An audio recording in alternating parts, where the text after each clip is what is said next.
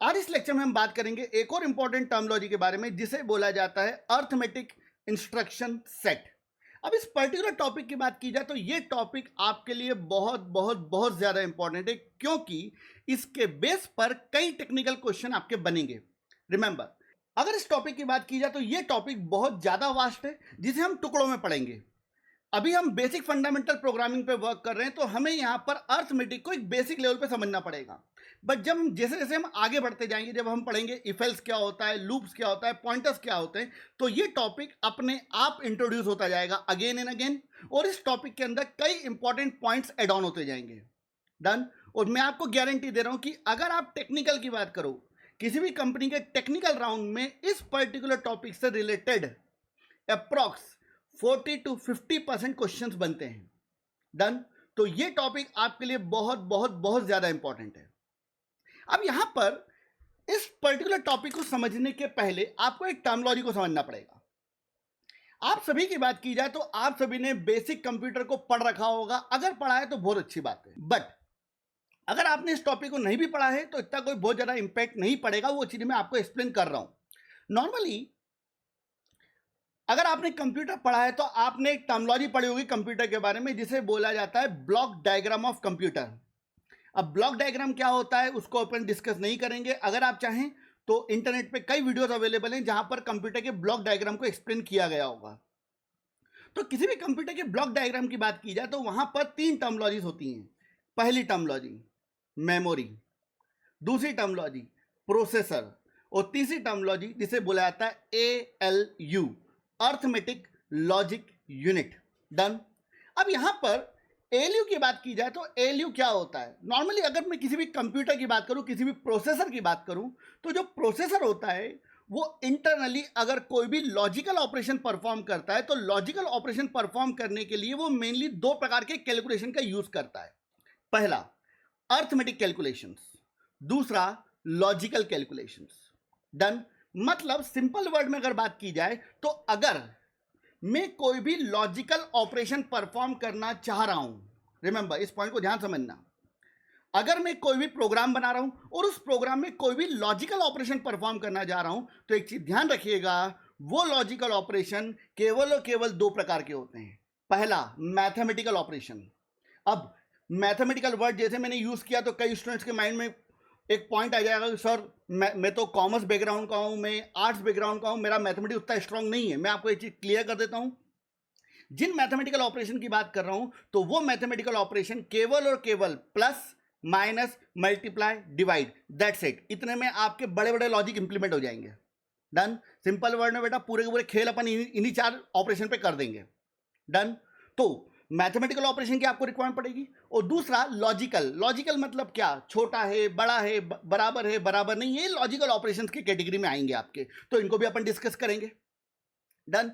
तो अगर आप कोई भी लॉजिकल ऑपरेशन परफॉर्म करना चाहते हो तो आपको कहीं ना कहीं किसी ना किसी मैथमेटिकल स्टेटमेंट की रिक्वायरमेंट पड़ेगी। मतलब सिंपल वर्ड में कोई भी लॉजिकल कोड अगर आप लिखोगे तो उस लॉजिकल कोड के बैकग्राउंड में कोई ना कोई मैथमेटिकल स्टेटमेंट वर्क कर रहा होगा। डन। और अगर आप कोई लॉजिकल स्टेटमेंट लिखना चाहते हो तो आपको यह पता होना चाहिए कि सी लैंग्वेज या किसी भी प्रोग्रामिंग लैंग्वेज में किसी भी मैथमेटिकल, किसी भी अर्थमेटिक स्टेटमेंट को कैसे लिखा जाता है। अगर सिंपल वर्ड में नॉर्मली अगर मैं किसी भी मैथमेटिकल स्टेटमेंट की बात करूं जो मैं नॉर्मली गणित में लिखता हूं, उसी मैथमेटिकल स्टेटमेंट को अगर मैं प्रोग्रामिंग में लिखूंगा तो मुझे कुछ रूल्स फॉलो करने पड़ेंगे, और अगर मैं उन रूल को फॉलो नहीं करूंगा तो मेरे प्रोग्राम में क्या आएगी, एरर। जैसे मान लीजिए कि आपने कोई स्टेटमेंट लिखा, एग्जांपल के लिए 10 + b = 89। ऐसा स्टेटमेंट आपने मैथ्स में कई बार लिखा होगा, और आप क्या बोलते हो कि जो 10 है वो इधर जाके माइनस में चले आएगा तो ये स्टेटमेंट सॉल्व हो जाएगा, दैट्स इट। बट ऐसे स्टेटमेंट आपने मैथमेटिक्स में कई बार लिखे होंगे, मगर इस पर्टिकुलर स्टेटमेंट की बात की जाए तो इन स्टेटमेंट को अगर मैं सी लैंग्वेज या सी प्लस प्लस या जावा या किसी भी अदर लैंग्वेज में अगर मैं स्टेटमेंट को लिखूंगा तो ये स्टेटमेंट मुझे क्या दे देगा, कोई ना कोई एरर। मतलब किसी भी मैथमेटिकल स्टेटमेंट को अगर मैं प्रोग्रामिंग में लिखना चाहता हूं तो वो statement as it is work करे, इसकी कोई गारंटी नहीं है। और अगर आप चाहते हो कि आपके द्वारा लिखा गया कोई भी मैथमेटिकल स्टेटमेंट प्रोग्रामिंग में सी प्लस प्लस जावा इनमें प्रॉपरली वर्क करे तो आपको यहां पर कुछ ना कुछ रूल्स फॉलो करने पड़ेंगे। और इन्हीं रूल की बात की जाए तो इन्हीं रूल को बोला जाता है arithmetic instruction set. What is arithmetic instruction set? So arithmetic instruction set is a set of rules and operators. So अगर अर्थमेटिक इंस्ट्रक्शन सेट को एक डेफिनेशन के फॉर्म में बोला जाए तो अपन क्या बोल सकते हैं? Arithmetic instruction set is a set of rules and operators which explain us how to write a mathematical statement into programming। मतलब किसी भी मैथमेटिकल स्टेटमेंट की बात की जाए तो उस मैथमेटिकल स्टेटमेंट को अगर आप प्रोग्रामिंग में लिखना चाहते हो तो आप कैसे लिखोगे। डन। अब इस पर्टिकुलर टॉपिक की बात की जाए तो इस टॉपिक को अगर आप समझना चाहते हो तो ये टॉपिक एग्जैक्टली दो पार्ट में डिवाइडेड है। पहला पार्ट है जिसमें हम डिस्कस करेंगे ऑपरेटर्स। अब ऑपरेटर्स की अगर बात की जाए तो ऑपरेटर्स का मतलब क्या होता है? ऑपरेटर्स मतलब symbol, plus minus multiply divide, ये सब क्या कहलाते हैं? ऑपरेटर्स कहलाते हैं। डन। और दूसरी कैटेगरी होती है जिसको बोला जाता है रूल्स। डन। अब सबसे पहले हम बात करेंगे यहां पर ऑपरेटर्स के बारे में। देखिए ऑपरेटर मतलब क्या? ऑपरेटर मतलब जिसका यूज करके मैं किसी भी प्रकार का कोई ऑपरेशन परफॉर्म करता हूं वो क्या कहलाता है? ऑपरेटर कहलाता है। जैसे मान लीजिए कि आपने यहां पर लिख दिया स्टेटमेंट 10 प्लस 20। अब 10 प्लस 20 की अगर बात की जाए तो यहां पर दो टर्मोलॉजी है। पहली टर्मोलॉजी है जिसे बोला जाता है ऑपरेटर और दूसरी टर्मोलॉजी इसे बोला जाता है ऑपरेंड्स। ऑपरेटर और ऑपरेंड्स, समझिए इस शीट को। ऑपरेटर, ऑपरेटर मतलब वो जिसका यूज करके हम ऑपरेशन परफॉर्म करते हैं। डन। तो जैसे मान लीजिए कि मैं अगर 10 और 20 को यहां पर जोड़ना चाहता हूं, 10 और 20 इनको अगर मैं एड ऑन करना चाहूंगा तो मेरे पास यहां पर एक ऑपरेटर अवेलेबल है। तो ऑपरेटर कौन है यहां पर? प्लस। तो यहां पर प्लस आपके लिए क्या कहलाएगा? ऑपरेटर। बट उस ऑपरेटर की बात की जाए तो वो ऑपरेटर किन वैल्यूज पे वर्क कर रहा है? किसके ऊपर वर्क कर रहा है वो? तो जो प्लस है वो 10 और 20 इन दोनों पे वर्क कर रहा है। तो ऑपरेंड्स यहां पर कहलाएंगे आपके 10 और 20, ये दोनों कहलाएंगे आपके ऑपरेंड्स। तो ऑपरेटर मतलब जो ऑपरेशन परफॉर्म कर रहा है वो ऑपरेटर कहलाएगा और ऑपरेंड्स जिस पर ऑपरेशन परफॉर्म हो रहा है वो आपका ऑपरेंड कहलाएगा। तो जैसे मान लीजिए आपने यहां पे स्टेटमेंट लिख दिया 10 इंटू 5, तो मल्टीप्लाई या इंटू क्या कहलाएगा? आपका ऑपरेटर। और 10 और 5 ये क्या कहलाएंगे? आपके ऑपरेंड्स। डन। आगे बढ़ते हैं। इसके अलावा एक टर्मोलॉजी होगी, इसको बोलते हैं रूल्स। तो रूल्स क्या है? देखिए नॉर्मली आप कोई भी स्टेटमेंट जब लिखोगे, फॉर एग्जांपल मान लीजिए आपने कोई स्टेटमेंट लिख दिया 10 प्लस बी इक्वल टू 89, मान लीजिए स्टेटमेंट लिखा आपने मैथमेटिकली। तो ये स्टेटमेंट किसी ना किसी मैथमेटिकल रूल को फॉलो करना चाहिए। अगर वो उस मैथमेटिकल रूल्स को फॉलो नहीं करेगा तो ये स्टेटमेंट क्या दे देगा? एरर। तो यहां पर अगर आप कोई भी मैथमेटिकल स्टेटमेंट लिखोगे तो उस स्टेटमेंट को लिखने के क्या होते हैं? कुछ ना कुछ रूल्स होते हैं। डन। तो वो रूल अपन पढ़ेंगे, वो रूल्स एग्जैक्टली है क्या। डन। चलिए अब ऑपरेटर्स की अगर बात की जाए तो सी लैंग्वेज में हमारे पास जितने भी ऑपरेटर अवेलेबल हैं, रिमेंबर सी लैंग्वेज की बात की जाए तो सी लैंग्वेज में हमारे पास जितने भी ऑपरेटर अवेलेबल हैं उन ऑपरेटर्स को टोटल मिलाकर 8 कैटेगरी में डिवाइड किया गया है।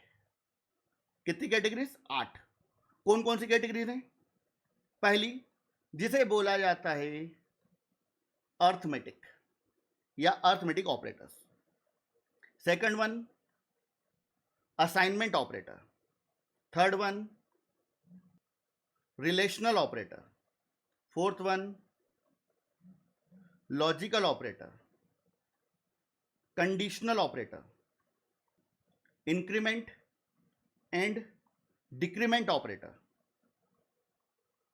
बिटवाइज ऑपरेटर और last one special operator. Done. तो ओवरऑल मिला के हमारे पास यहां पर 8 कैटेगरी होती है। अब इन 8 कैटेगरीज की अगर बात की जाए तो इन 8 कैटेगरी को अभी हम एक साथ नहीं पढ़ेंगे।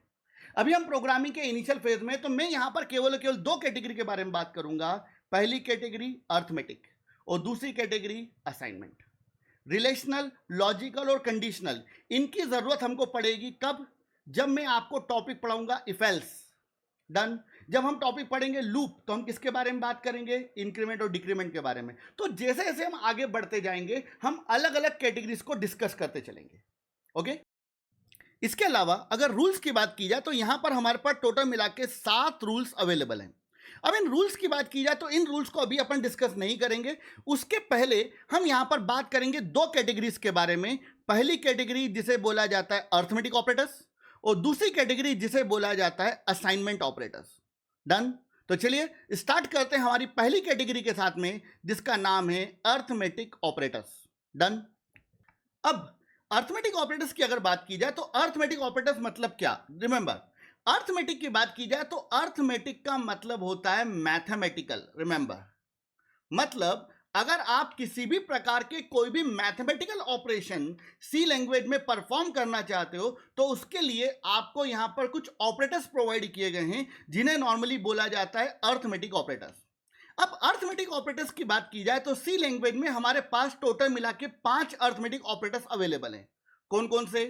प्लस, माइनस, मल्टीप्लाई, डिवाइड और इसके अलावा एक सिंबल और अवेलेबल है जिसे नॉर्मली बोला जाता है मॉड। रिमेंबर, जिसे आप नॉर्मली मैथमेटिक्स में क्या बोलते हो? परसेंटेज। प्रोग्रामिंग की बात की जाए तो प्रोग्रामिंग में इसे बोला जाता है मॉड, या फिर कई लोग इसको मॉड्यूलस बोलते हैं। डन। अब यहां पर प्लस, माइनस और मल्टीप्लाई, इन तीनों चीजों की अगर बात की जाए तो आपको पता है कि प्लस, माइनस और मल्टीप्लाई क्या करते हैं। बट अगर मैं यहां पर बात करता हूं 2 सिंबल्स के बारे में, पहला सिंबल कौन है? आपका डिवाइड, और दूसरा सिंबल कौन है? आपका मॉड। रिमेंबर, डिवाइड के बारे में भी आपको पता है कि डिवाइड का वर्क क्या होता है, बट मेनली हम यहां पे डिस्कस करना चाह रहे हैं मॉड ऑपरेटर को। तो मान लीजिए कि आपने यहां पर एक स्टेटमेंट लिखा, सपोज 5 डिवाइडेड बाय 2। डन। और आपने यहां पर एक और स्टेटमेंट लिखा है 5 मॉड 2। रिमेंबर, अगर अपन डिवाइड ऑपरेटर की बात करें तो जो डिवाइड ऑपरेटर होता है वो आपको रिजल्ट में देता है कोशिएंट। अगर हिंदी मीडियम वालों के अकॉर्डिंग बोला जाए तो भागफल। डन। तो अगर आपने यहां पर स्टेटमेंट लिखा है 5 डिवाइडेड बाय 2 तो आपका आंसर क्या आएगा? 2.5। मैक्सिमम स्टूडेंट यहां पर बोलेंगे कि आपका आंसर 2.5 आएगा, मगर क्या आएगा उसको अपन डिटेल में डिस्कस करेंगे आगे। बट अगर मैं यहां पर मॉड ऑपरेटर की बात करूं तो जो मॉड ऑपरेटर होता है वो आपको रिजल्ट में देता है रिमाइंडर। रिमाइंडर मतलब क्या? हिंदी मीडियम वालों के लिए शेषफल। तो अगर आपने 5 मॉड 2 लिखा है तो यहां पर आपका रिजल्ट आएगा 1। तो ध्यान रखिएगा कि अगर मैं डिवाइड ऑपरेटर की बात करूं तो डिवाइड आपको रिजल्ट में देगा कोशिएंट, और जो मॉड ऑपरेटर होता है वो आपको रिजल्ट में देगा रिमाइंडर। डन। अगेन मान लीजिए कि आपने यहां पर स्टेटमेंट लिख दिया है, मान लो 7 डिवाइडेड बाय 2, तो यहां पर आपका आंसर क्या आएगा? 3.5। किसी स्टूडेंट के माइंड में अगर 3 आ रहा है तो अपन उसके ऊपर डिस्कस करेंगे आगे। बट मान लीजिए कि आपने यहां पर स्टेटमेंट लिख दिया है 7 मॉड 2, तो अगेन यहां पर आपका आंसर क्या आएगा? 1। क्यों?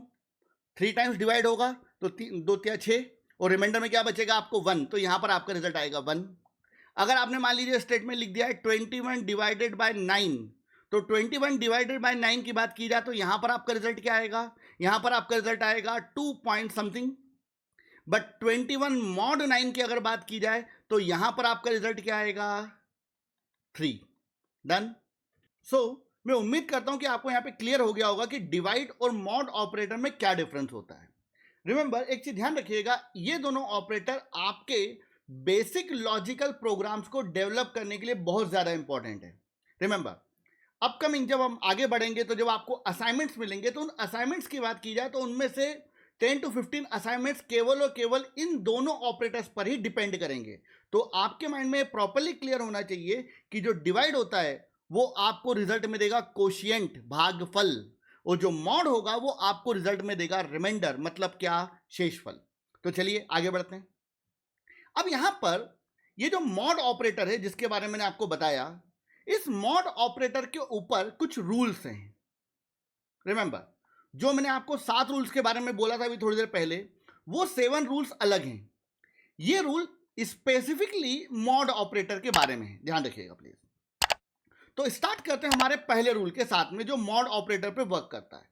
मान लीजिए कि आपने यहां पर एक स्टेटमेंट लिख दिया है 10 मॉड 7। अब 10 मॉड 7 की अगर बात की जाए तो यहां पर आपका रिजल्ट क्या आएगा? सिंपल सी बात है, 7 सिंगल टाइम डिवाइड होगा, रिमाइंडर कितना बचेगा आपका? 3। मैं एक बार डिवाइड करके बता देता हूं अगर किसी स्टूडेंट को नहीं पता है ये चीजें तो। 7 सिंगल टाइम डिवाइड हुआ, 7 बार भाग गया, रिमाइंडर कितना बचा? 3। तो ये आपका रिजल्ट आएगा कब? अगर आप क्या अप्लाई करते हो? Mod operator. सो इस केस में आपका रिजल्ट क्या आ रहा है यहां पर? 3। बट अगर मान लीजिए आपने इसी स्टेटमेंट में कुछ ऐसा लिख दिया, मान लीजिए for example 10.9 mod 7। Remember, 10.9 mod 7। अब इस पर्टिकुलर स्टेटमेंट की बात की जाए तो कई स्टूडेंट के माइंड में यहां पर आंसर आएगा कि सर इसका आंसर आएगा 3.9। रिमेंबर, बिल्कुल गलत। यहां पर आपका रिजल्ट 3.9 नहीं आएगा, यहां पर आपको मिलेगी एरर। रिमेंबर, क्यों? रूल नंबर फर्स्ट, अगर हम मॉड ऑपरेटर की बात करें तो मॉड ऑपरेटर के बारे में एक रूल है। क्या रूल है भैया? ध्यान दीजिएगा please. Mod operator can not apply on floating point values. Remember, mod operator की बात की जाए तो उसे पॉइंट वाली वैल्यूज पर अप्लाई नहीं किया जा सकता है। रिमेंबर, ये पॉइंट वाली वैल्यू एलएचएस में होती है, आरएचएस में होती है। अगर मैं स्टेटमेंट को 10.9 मॉड 7 लिखूंगा तो भी एरर दे देगा। अगर मैं यहां पर 10 मॉड 7.9 लिख दूंगा तो भी एरर दे देगा। रिमेंबर, तो मॉड ऑपरेटर में फ्लोट वैल्यू अलाउड ही नहीं है किसी भी केस में, चाहे इधर चाहे उधर। डन। तो अगर आपने ऐसा स्टेटमेंट लिखा है तो आपको यहां पे मिलेगी एरर। ये पॉइंट आपको ध्यान रखना है। डन। अब बात करते हैं हमारे रूल नंबर सेकंड की। रिमेंबर, तो मान लीजिए कि आपने यहां पर स्टेटमेंट लिखा है 10 मॉड 7। तो यहां पर आपको पता है कि रिजल्ट क्या आएगा? यहां पर आपका रिजल्ट आएगा 3, कोई प्रॉब्लम नहीं है। बट मान लीजिए कि आपने यहां पर स्टेटमेंट लिखा है 7 मॉड 10। अब कई स्टूडेंट के माइंड में आंसर आएगा कि सर यहां पर हमें रिजल्ट में मिलेगी एरर। रिमेंबर, तो यहां पर आपको किसी भी प्रकार की कोई एरर नहीं मिलेगी। डन। ये जो स्टेटमेंट लिखा हुआ ये स्टेटमेंट परफेक्टली वैलिड है। डन। तो जब 7 मॉड 10 अगर आप लिखोगे तो आपका यहां पर रिजल्ट 7 आएगा। अब पहले रूल को समझ लो कि रूल क्या है। डन। तो मान लो कि आपने जो मॉड ऑपरेटर है, इस मॉड ऑपरेटर के एलएचएस साइड पर जो वैल्यू ली है वो एक स्मॉल वैल्यू है, और मॉड ऑपरेटर की बात की जाए तो उस मॉड ऑपरेटर के आरएचएस साइड पर जो वैल्यू है वो एक लार्ज वैल्यू है। डन। आप एक चीज देख रहे हो कि एलएचएस साइड पे क्या है? 7 एक स्मॉल वैल्यू है, 10 एक लार्ज वैल्यू है। तो अगर आप एलएचएस साइड पर कोई स्मॉल वैल्यू लोगे और आरएचएस साइड पर कोई लार्ज वैल्यू लोगे तो इस केस में आपको रिजल्ट में हमेशा स्मॉल वैल्यू ही मिलेगी। ये बात ध्यान रखिएगा प्लीज। तो जैसे मान लीजिए कि आपने यहां पर केस ले लिया है कुछ ऐसा 298 मॉड 1000। डन। तो इस केस में आपका रिजल्ट क्या आएगा? इस केस में आपका रिजल्ट आएगा 298। रिमेंबर, इस पॉइंट को आपके माइंड में रखिएगा, क्योंकि जब आप डेटा स्ट्रक्चर्स पे काम करोगे तो वहां पर एक प्रोग्राम आता है, इसको बोलते हैं सर्कुलर क्यू का अरे रिप्रेजेंटेशन। तो सर्कुलर क्यू के प्रोग्राम को बनाने के लिए आपको इस कंसेप्ट का यूज करना पड़ेगा। डन। इसके अलावा एक थर्ड रूल और है, ध्यान दीजिएगा प्लीज।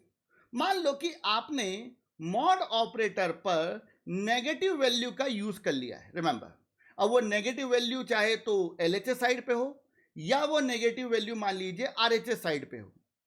किसी भी केस की अगर बात की जाए, चाहे नेगेटिव वैल्यू एलएचएस साइड पे हो या आरएचएस साइड पे हो या एक साइड हो, हर केस में आपको रिजल्ट में एलएचएस वाली वैल्यू मिलेगी।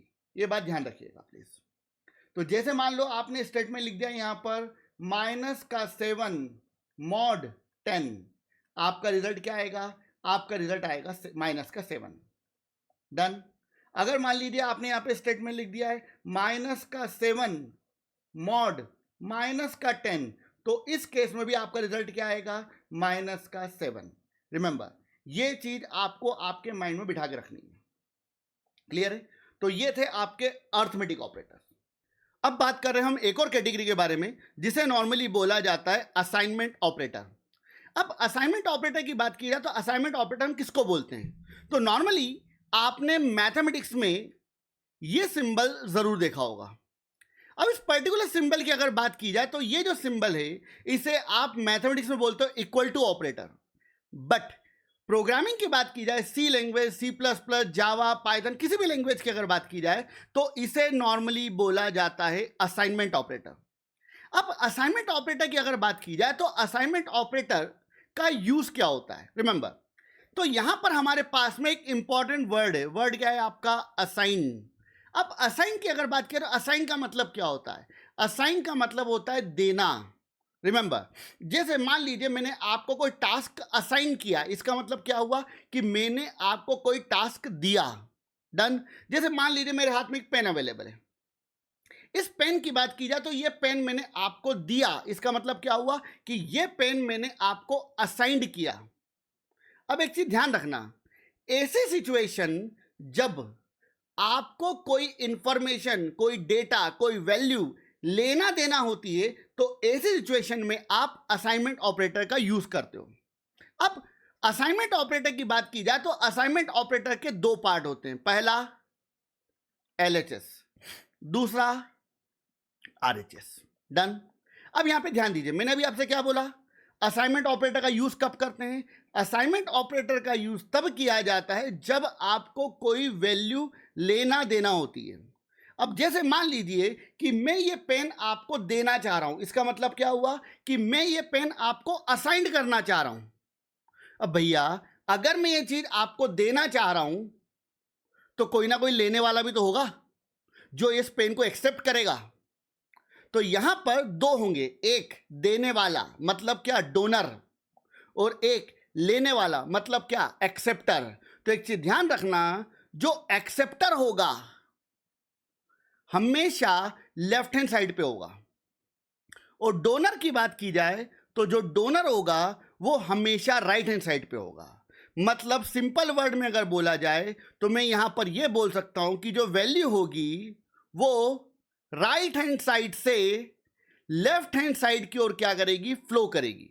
डन। क्योंकि वैल्यू क्या हो रही है बेटा? ध्यान दीजिए प्लीज, डोनर किधर है? राइट हैंड साइड पे, एक्सेप्टर किधर है? लेफ्ट हैंड साइड पे। तो डोनर से वैल्यू चलेगी किसके तरफ? एक्सेप्टर की तरफ।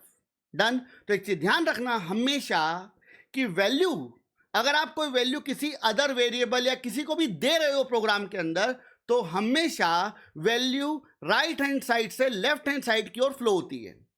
डन। अब इसका कंसेप्ट क्या होता है उसको अपन आगे डिस्कस करेंगे। जैसे मान लीजिए कि आपने आपके प्रोग्राम में एक वेरिएबल डिक्लेयर किया। सपोज आपने यहां पर एक वेरिएबल डिक्लेयर करा इंटीजर x। क्या होगा? आपके पास में यहां पर एक मेमोरी बन जाएगी। कितने बाइट की मेमोरी बन जाएगी? 4 बाइट की। और इस मेमोरी का नाम क्या हुआ? x। अब इस x की बात की जाए तो मैं क्या चाहता हूं? मैं चाहता हूं कि मेरे पास एक वैल्यू है 10, वो किसको देना चाहता हूं मैं? x को। डन। अब इस पर्टिकुलर केस की अगर बात की जाए तो ये 10 अगर मैं x को देना चाहता हूं तो जो 10 है वो क्या हो चुका है? 10 आपका डोनर है। और x की बात की जाए तो x आपका एक्सेप्टर है। डन। मतलब आपका स्टेटमेंट यहां पर कुछ ऐसा होगा, x असाइनमेंट 10, मतलब जो 10 है वो किसके अंदर जा रहा है? x के अंदर। तो ये जो मेमोरी है, इस मेमोरी में क्या स्टोर हो जाएगा? आपका 10। बट इसी स्टेटमेंट की बात की जाए तो अगर आपने स्टेटमेंट को कुछ ऐसा लिख दिया 10 असाइनमेंट x, तो ये स्टेटमेंट आपको यहां पर क्या दे देगा? एरर। रिमेंबर, ये स्टेटमेंट इनवैलिड है। क्यों इनवैलिड है? इसका रीजन अभी थोड़े समय बाद आपको समझ में आएगा कि ये कैसे वर्क कर रहा है और यहां पर क्या इश्यूज हैं। डन। तो एक चीज ध्यान रखिएगा, हमेशा जो एक्सेप्टर होगा वो लेफ्ट हैंड साइड पे होगा और जो डोनर होगा वो हमेशा राइट हैंड साइड पे होगा। डन। अब यहां पर इस कंसेप्ट को और ज्यादा बेटर तरीके से समझने के लिए हम यहां पर एक एग्जांपल पे आते हैं। डन। मान लो कि मैं एक प्रोग्राम बनाना चाह रहा हूं। प्रोग्राम है आपका इंटरचेंज वैल्यूज, या फिर सिंपल वर्ड में बोला जाए तो अगर मान लीजिए मेरे पास कोई दो वेरिएबल्स हैं, सपोज मान लीजिए मेरे पास एक वेरिएबल अवेलेबल है इंटीजर x और एक और वेरिएबल अवेलेबल है y। क्या होगा, आपके पास में दोनों वेरिएबल्स के लिए 4-4 बाइट की मेमोरी क्रिएट होगी। तो ये 4-4 बाइट की मेमोरी बन गई। पहली मेमोरी का नाम x, दूसरी मेमोरी का नाम y। मान लीजिए आपने यहां पर x की वैल्यू असाइन कर दी है 10, तो 10 यहां पर आ गया। y की वैल्यू आपने असाइन कर दी है 20, तो 20 यहां पर आ गया। अब आप क्या चाहते हो, आप यहां पर यह चाहते हो कि जो x है इसकी वैल्यू y में चली जाए और y की वैल्यू x में आ जाए। मतलब सिंपल वर्ड में बोला जाए तो हम यहां पर एक प्रोग्राम बनाना चाहते हैं जिसे नॉर्मली बोला जाता है swapping, swapping of two number. Done. हम x और y की वैल्यू को इंटरचेंज करना चाहते हैं, स्वैप करना चाहते हैं। मतलब x की वैल्यू 20 हो जाए और y की वैल्यू 10 हो जाए। डन। अब इस चीज को समझने के लिए हम यहां पर एक रियल लाइफ एग्जांपल पे आते हैं। तो मान लीजिए कि आपके पास यहां पर दो ग्लास अवेलेबल हैं। डन। तो ये आपका दो ग्लास है। डन। अब इस पहले ग्लास की बात की जाए तो मान लो इस ग्लास का नाम है ए और यहां पर एक और ग्लास अवेलेबल है, उस ग्लास का नाम क्या है, मान लीजिए बी। अब ए की बात की जाए तो मान लो जो ए ग्लास है उसके अंदर रखा हुआ है पानी, वाटर। डन। और बी ग्लास की बात की जाए तो मान लो इस बी ग्लास के अंदर रखा हुआ मान लीजिए मिल्क। डन। अब मेरी रिक्वायरमेंट को यहां पे समझिए। मैं ये चाहता हूं कि जो ए ग्लास है उस ए ग्लास में रखा हुआ जो पानी है वो काय में चले जाए, बी ग्लास में, और बी ग्लास के अंदर रखा हुआ जो मिल्क है वो काय में आ जाए, ए में। तो अगर मुझे ये वर्क परफॉर्म करना है तो मैं रियल लाइफ में कैसे परफॉर्म करूंगा? मैं ऐसा तो नहीं करूंगा कि बी ग्लास का मिल्क सीधे काय में डाल दूंगा, ए में, तो यहां पे पानी और दूध मिक्स हो जाएंगे। नहीं, ऐसा नहीं करेंगे। इस केस में आप क्या करोगे, इस केस में आप यहां पर एक और ग्लास ले लोगे। डन। तो जैसे मान लीजिए आपने यहां पर एक और ग्लास ले लिया है और इस पर्टिकुलर ग्लास की अगर बात की जाए तो मान लो इस ग्लास का नाम क्या है, सी। डन। अब सबसे पहले जिस तरीके से आपने यहां पर एक एक्स्ट्रा ग्लास लिया है उसी तरीके से प्रोग्रामेटिकली मुझे भी यहां पर एक और वेरिएबल की रिक्वायरमेंट पड़ेगी। तो मान लीजिए मैंने यहां पर एक और वेरिएबल डिक्लेयर कर दिया है z। डन। तो अगेन यहां पर एक 4 बाइट की मेमोरी बन जाएगी और इस 4 बाइट की मेमोरी का नाम हो जाएगा z। डन। अब इस z की बात की जाए तो z को मैं यहां पर as a temporary memory use करूंगा। अब टेम्परेरी मेमोरी का कंसेप्ट क्या होता है उसको अपन आगे डिस्कस करेंगे डिटेल में। डन। तो अभी इसको अपन छोड़ देते हैं। अब तो रियल लाइफ के अकॉर्डिंग अगर बात की जाए तो मेरी पहली स्टेप क्या होगी, मेरी पहली स्टेप ये होगी कि जो ए ग्लास है इस ए ग्लास का जो पानी है वो मैं काय में डाल दूंगा, सी में। डन। अब इस केस में अगर बात की जाए तो ये मेरी पहली स्टेप है। डन। अगर आप चाहो तो बी का मिल्क सी में डाल सकते हो तो कोई प्रॉब्लम नहीं है। डन। तो मैंने क्या करा, मैंने एक ग्लास के पानी को सी में डाला। तो इस केस में एक्सेप्टर कौन है, एक्सेप्टर आपका सी है और डोनर कौन है, डोनर आपका ए है। तो इस केस में आपका स्टेटमेंट कुछ ऐसा होगा, c assignment a. Done. Same as it is मैं यहां पे पहले क्या करूंगा, मैं जो एक्स वेरिएबल है उसकी वैल्यू काय में डाल दूंगा, जेड में। ये मेरी पहली स्टेप है। डन। तो यहां पे एक्सेप्टर कौन है, यहां पर एक्सेप्टर आपका जेड है और डोनर कौन है आपका एक्स। तो मेरा यहां पर स्टेटमेंट होगा जेड असाइनमेंट एक्स। डन। इसका मतलब क्या हुआ, जो x की वैल्यू काय में जाएगी, z में। तो चलिए इधर वाले एग्जांपल को पहले देखते हैं अपन। तो आपने क्या करा, ए ग्लास का जो पानी था वो काय में डाल दिया, सी में। तो इस केस में होगा क्या, ध्यान दीजिएगा प्लीज। इस केस में जो ए ग्लास है उसके अंदर रखा हुआ पानी खत्म हो जाएगा और वो सारा का सारा पानी किस में आ जाएगा, सी ग्लास में। That's it. डन। अब मेरे पॉइंट को यहां पे ध्यान से समझिएगा प्लीज, बहुत इंपॉर्टेंट पॉइंट है। अब यहां पर अगर मैं सी की बात करूं तो सी में पानी आ गया, बट जो ए ग्लास है वो क्या हो चुका है, एक तरीके से खाली।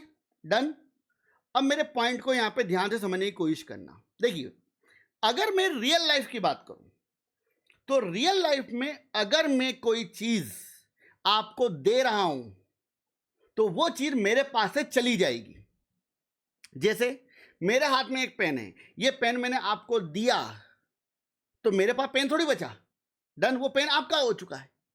या मान लीजिए मेरी जेब में 10 रुपए थे, मैंने वो 10 रुपए आपको दिए, तो वो 10 रुपए मेरी जेब से कम हो चुके हैं और आपकी जेब में आ चुके हैं। सेम एज इट इज, जब एक गिलास का जो पानी वो काय में आया, सी में, तो एक गिलास यहां पे क्या हो चुका है, खाली हो चुका है। डन, क्लियर है। बट अगर अपन प्रोग्रामिंग की बात करें तो प्रोग्रामिंग में ऐसा नहीं होता। प्रोग्रामिंग की बात की जाए बेटा तो यहां पर एक कंसेप्ट वर्क करता है, इसको बोलते हैं कॉपी। जब आपने ये स्टेटमेंट लिखा z असाइनमेंट x, इसका मतलब ये हुआ कि जो x है उसकी वैल्यू z में कॉपी हो गई है। रिमेंबर, बहुत इंपॉर्टेंट चीज है ये, कॉपी। अब कॉपी का मतलब क्या हुआ, जो x है, x की वैल्यू क्या थी आपकी 10, वो काय में आ चुका है z में, तो यहां पर आ गया आपका 10। बट इसका मतलब ये नहीं है कि जो x वेरिएबल था उसके अंदर 10 खत्म हो गया, नहीं, 10 वहां पे रखा हुआ है। मैं एक सिंपल एग्जांपल पे लेके आता हूं। मान लो कि मेरे मोबाइल में कोई मूवी रखी हुई है फॉर एग्जांपल, डन, और आपने मुझसे बोला कि सर वो आपके मोबाइल में जो पठान मूवी रखी हुई दे दो मुझे। तो मैंने क्या बोला, चल ठीक है बेटा, एक काम कर, फटाफट ब्लूटूथ ऑन कर, शीशे ऑन कर, मैं दे देता हूं देखो। अब मैंने अगर आपको मूवी दी, इसका मतलब ये थोड़ी होगा कि मेरे मोबाइल से मूवी चली आएगी, नहीं, वो आपके मोबाइल में क्या हो जाएगी, कॉपी हो जाएगी। मेरा डेटा मेरे पास ही रहेगा, मगर उस डेटा की एक डुप्लीकेट कॉपी आप पर आ जाएगी। तो सेम एज इट इज यहां पर क्या होगा, जो x है, x की वैल्यू कितनी है 10, वो काय में आ जाएगी z के अंदर, और x में 10 एज इट इज पड़ा रहेगा, x का 10 वहां से डिलीट नहीं होगा। डन, ठीक है। तो ये आपकी पहली स्टेप थी। आगे बढ़ते हैं। अब अगली स्टेप क्या होगी, अगली स्टेप ये होगी कि जो b है, बी ग्लास, उस बी ग्लास के अंदर जो मिल्क रखा हुआ मैं काय में डाल दूंगा, ए में। डन। तो इस केस में क्या होगा, जो एक ग्लास है उसके अंदर क्या आ जाएगा, आपका मिल्क आ जाएगा, ये मिल्क यहां पर आ गया, बात खत्म। और जो आपका बी ग्लास है वो क्या हो जाएगा, आपका खाली हो जाएगा। तो मान लीजिए जो बी ग्लास है वो आपका खाली हो गया, दैट्स इट, बात खत्म। तो ये आपकी स्टेप नंबर 2 थी। अब इस पर्टिकुलर स्टेप की अगर बात की जाए तो इस केस में एक्सेप्टर कौन है, एक्सेप्टर आपका ए है, और डोनर कौन है आपका, डोनर आपका बी है। मतलब आपका स्टेटमेंट कुछ ऐसा होगा, ए असाइनमेंट बी, तो बी की वैल्यू काय में आ रही है, ए में। Done, clear. Same as it is, मैं क्या चाहता हूं, मैं यहां पर ये चाहता हूं कि जो y की वैल्यू है 20, वो काय में डालना है मुझे, x में, तो ये वैल्यू मैं यहां पर पहुंचा दूंगा। अब एक्सेप्टर कौन है, ये मेरी सेकंड स्टेप हो गई। एक्सेप्टर कौन है, x, डोनर कौन है, y, तो मेरा स्टेटमेंट हो जाएगा x assignment y, that's it, done. इस केस में क्या होगा, अब कई लोगों के माइंड में आएगा कि सर अगर मैं y की वैल्यू को x में डाल दूंगा तो क्या यहां पर 10 और 20 दोनों आ जाएंगे, नहीं।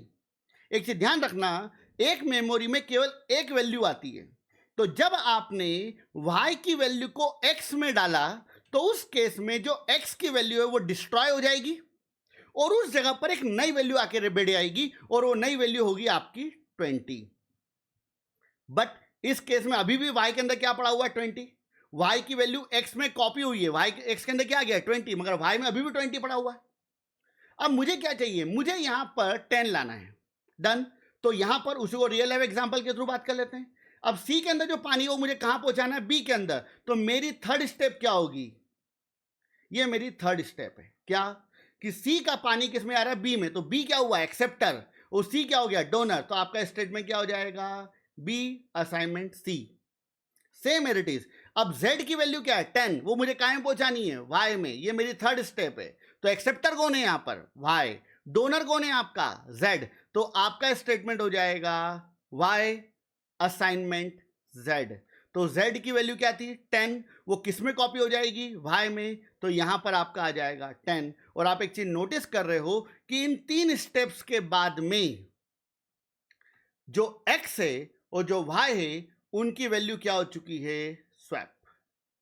डन।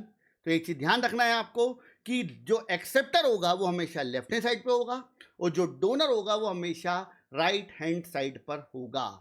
रिमेंबर, बहुत छोटे छोटे रूल्स हैं और कुछ भी कॉम्प्लेक्स नहीं है इनके अंदर, मगर ये रूल आपके लिए बहुत ज्यादा इंपॉर्टेंट है क्योंकि अभी आप प्रोग्रामिंग के इनिशियल फेज में हो और जितने फंडामेंटल चीजें आपके माइंड में क्लियर होंगी उतनी ही कॉम्प्लेक्स लेवल प्रॉब्लम्स को आप आगे लेवल पे सॉर्ट आउट कर पाओगे। डन। तो ये थे हमारे असाइनमेंट ऑपरेटर्स। आज इस लेक्चर में हम बात करेंगे अर्थमेटिक इंस्ट्रक्शन सेट के सेकंड मॉड्यूल को, जिसमें हम डिस्कस करेंगे अर्थमेटिक रूल्स। अब अर्थमेटिक रूल्स की बात की जाए तो अर्थमेटिक रूल्स मतलब क्या? किसी भी मैथमेटिकल स्टेटमेंट को अगर आप सी लैंग्वेज में लिखना चाहते हो तो आपको यहां पर कुछ रूल्स फॉलो करने पड़ेंगे। अगर आप इन रूल्स को फॉलो नहीं करोगे तो या तो आपके प्रोग्राम में एरर आएगी, डन, या फिर आपको एक अनप्रिडिक्टेबल आउटपुट मिल सकता है जो आप सोचोगे नहीं, डन। तो इसके लिए आपको ये रूल्स को फॉलो करना बहुत ज्यादा जरूरी है। दूसरी इंपॉर्टेंट चीज, अगर इन रूल्स की बात की जाए तो इन रूल्स का यूज आप किसी भी प्रोग्राम को बनाओ, हर प्रोग्राम में आपको इन रूल्स का यूज करना पड़ेगा। और एक चीज ध्यान रखिएगा, अगर मैं टेक्निकल की बात करूं तो टेक्निकल में अगर आप किसी भी न्यूमेरिकल प्रॉब्लम को सॉल्व करोगे तो ये रूल वहां पर एज इट इज वर्क करेंगे, डन। तो चलिए स्टार्ट करते हैं। तो यहां पर हमारे पास टोटल मिला के 7 रूल अवेलेबल हैं। इन 7 रूल्स की बात की जाए तो हम सारे रूल्स को स्टेप बाय स्टेप डिस्कस करेंगे। तो हमारा यहां पे पहला रूल है ये, रिमेंबर। फर्स्ट रूल की बात करें, फर्स्ट रूल यहां पे क्या बोलना चाह रहा है? In any arithmetic statement we can put only a single variable at the left hand side of assignment operator, not either any constant और सिंबल, डन। किसी भी अर्थमेटिक स्टेटमेंट में, मतलब किसी भी मैथमेटिकल स्टेटमेंट में, असाइनमेंट ऑपरेटर मतलब ये, डन, के लेफ्ट हैंड साइड मतलब ये, डन, एलएचएस और आरएचएस। तो रूल क्या बोल रहा है? किसी भी अर्थमेटिक स्टेटमेंट में असाइनमेंट ऑपरेटर के लेफ्ट हैंड साइड पर केवल और केवल एक वेरिएबल होगा, single variable at the left hand side of assignment operator, remember, done. तो असाइनमेंट ऑपरेटर के लेफ्ट हैंड साइड पर केवल और केवल कितने वेरिएबल होंगे? रिमेंबर, वर्ड क्या है? वेरिएबल, कांस्टेंट नहीं, ध्यान रखना। तो असाइनमेंट ऑपरेटर के लेफ्ट हैंड साइड पर केवल और केवल एक वेरिएबल होगा, इसके अलावा कुछ नहीं होगा, ना तो कोई कांस्टेंट और ना ही कोई सिंबल। अब ध्यान दीजिएगा प्लीज, मैं यहां पर आपको एक एग्जांपल के ऊपर लेके आता हूं। जैसे मान लीजिए आपने कोई मैथमेटिकल स्टेटमेंट लिख दिया कुछ इस तरीके से, 10 प्लस बी इक्वल टू 89। अब इस पर्टिकुलर स्टेटमेंट की बात की जाए तो यह स्टेटमेंट आपने मैथमेटिक्स में तो कई बार लिखा होगा, बट प्रोग्रामेटिकली यह स्टेटमेंट कंप्लीटली इनवैलिड है। यह स्टेटमेंट आपको एरर दे देगा, यह बात ध्यान रखिएगा प्लीज। अब प्रॉब्लम क्या है, तो प्रॉब्लम को समझने की कोशिश करते हैं। मैंने क्या बोला आपसे कि ये जो आपका असाइनमेंट ऑपरेटर है, इसके लेफ्ट हैंड साइड पर केवल और केवल एक वेरिएबल होगा। तो आप एक चीज नोटिस कर रहे हो कि यहां पर एक वेरिएबल अवेलेबल है और वेरिएबल का नाम क्या है? बी। तो ये तो वैलिड है, मगर उस वेरिएबल के अलावा लेफ्ट हैंड साइड पर कोई कांस्टेंट अलाउड नहीं है और ना ही कोई सिंबल अलाउड है। तो अगर लॉजिकली बात की जाए तो ये जो स्टेटमेंट मैंने आपके सामने लिखा हुआ है, ये स्टेटमेंट आपको एरर दे देगा, ध्यान रखिएगा प्लीज, क्लियर। तो अगर मैं इसी स्टेटमेंट को प्रॉपरली लिखना चाहता हूं तो मेरे लिखने का तरीका कुछ ऐसा होगा, b इक्वल टू 89 माइनस का 10, डन। अगर मैं इस फॉर्म में स्टेटमेंट को लिखूंगा तो ये स्टेटमेंट परफेक्टली वैलिड है, और अगर आप इस फॉर्म में स्टेटमेंट को लिखोगे तो ये स्टेटमेंट आपको एरर दे देगा, डन। एक और एग्जांपल के ऊपर आते हैं। मान लीजिए कि आपने यहां पर जो मैं आपको पॉइंट बता रहा हूं, ये टेक्निकल क्वेश्चन है और कई बार टेक्निकल्स में पूछा गया है। तो मान लीजिए कि आपने यहां पर कोई स्टेटमेंट लिखा कुछ इस तरीके से, x assignment y assignment z assignment a assignment b assignment 100 assignment c assignment d assignment e assignment 500। ये क्वेश्चन कई बार टेक्निकल में पूछा गया। मैं कंपनीज के नाम यहां पर नहीं बता पाऊंगा, बट हाँ हम आपको एमसीक्यूज प्रोवाइड करेंगे, उसमें आपको कंपनी वाइज डिस्क्रिप्शन मिलेगा पूरा, डन। अब यहां पे ध्यान दीजिएगा प्लीज, अगर इस पर्टिकुलर क्वेश्चन की अगर बात की जाए तो ये क्वेश्चन इनवैलिड है। क्यों? इस क्वेश्चन की बात की जाए तो इस पर्टिकुलर क्वेश्चन में आपको क्या मिलेगी? एरर। अब एरर क्यों मिलेगी? तो एरर को अगर आपको समझना है तो आपको ये रूल को समझना पड़ेगा। रूल क्या बोल रहा है कि जो असाइनमेंट ऑपरेटर होता है उसके लेफ्ट हैंड साइड पर कौन होगा? केवल और केवल वेरिएबल, डन। अब इस केस में अगर बात की जाए तो आप एक चीज नोटिस करोगे कि ये आपका पहला असाइनमेंट ऑपरेटर है और इसके लेफ्ट हैंड साइड पे कौन है बेटा? ई एक वेरिएबल है, इट्स ओके, वैलिड है। इस असाइनमेंट ऑपरेटर के लेफ्ट हैंड साइड पर कौन बैठा हुआ है? डी, तो ये एक वेरिएबल है, वैलिड है। इस असाइनमेंट ऑपरेटर के लेफ्ट हैंड साइड पे कौन बैठा हुआ है, सी, तो ये भी परफेक्टली वैलिड है। मगर इस असाइनमेंट ऑपरेटर के लेफ्ट हैंड साइड पे कौन बैठा हुआ है, 100, और 100 की बात की जाए तो 100 एक वेरिएबल नहीं है, वो एक कांस्टेंट वैल्यू है। और कैसी कांस्टेंट वैल्यू है, इंटीजर। डन। तो अगर लॉजिकली देखा जाए तो इस स्टेटमेंट में यहां पर समस्या है, क्योंकि असाइनमेंट ऑपरेटर के लेफ्ट हैंड साइड पे कौन है, कांस्टेंट, और रूल के अकॉर्डिंग असाइनमेंट ऑपरेटर के लेफ्ट हैंड साइड पर केवल और केवल एक वेरिएबल होगा, इसके अलावा कुछ नहीं होगा। डन।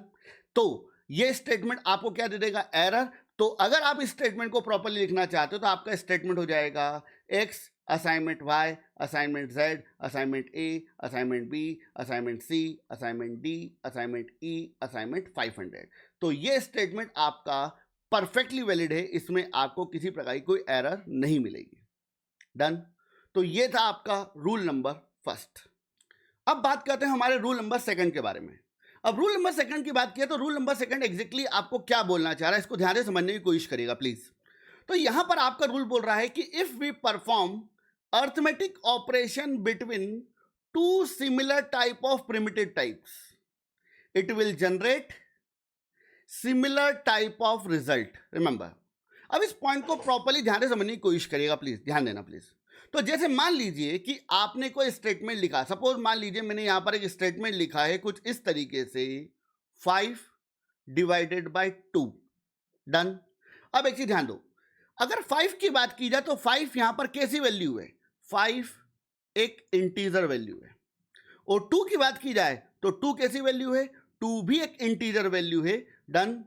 अब रूल क्या बोल रहा है कि अगर मैं कोई arithmetic operation two similar type के बीच में अप्लाई करता हूं तो मेरा रिजल्ट भी क्या होगा, सिमिलर टाइप का होगा या फिर सेम टाइप का होगा।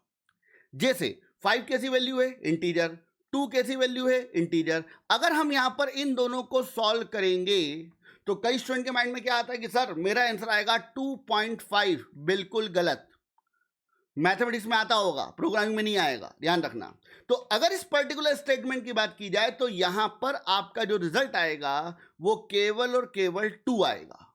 क्यों, क्योंकि ये दोनों वैल्यू कैसी हैं, इंटीजर। और अगर ये दोनों वैल्यू इंटीजर हैं तो इनका जो रिजल्ट आएगा वो भी कैसा आएगा, इंटीजर। ध्यान रखिएगा प्लीज। डन। अब क्या होता है कि कई बार ऐसे कंसेप्ट स्टूडेंट्स को नहीं पता होते हैं, तो उनके मान लो उनके टेक्निकल में क्वेश्चन दे दिया। क्या क्वेश्चन दे दिया भैया, कुछ ऐसा 5 डिवाइडेड बाय 2 इंटू 1000, कैलकुलेट करके बताओ इसका रिजल्ट क्या आएगा। तो स्टूडेंट अति उत्साहित स्थिति में बोल देते हैं कि सर अरे क्या सिंपल है, तो क्या है, इसका आंसर आएगा 2500। बहुत बढ़िया। तुरंत आपके नंबर खत्म हो जाएंगे यहाँ पे।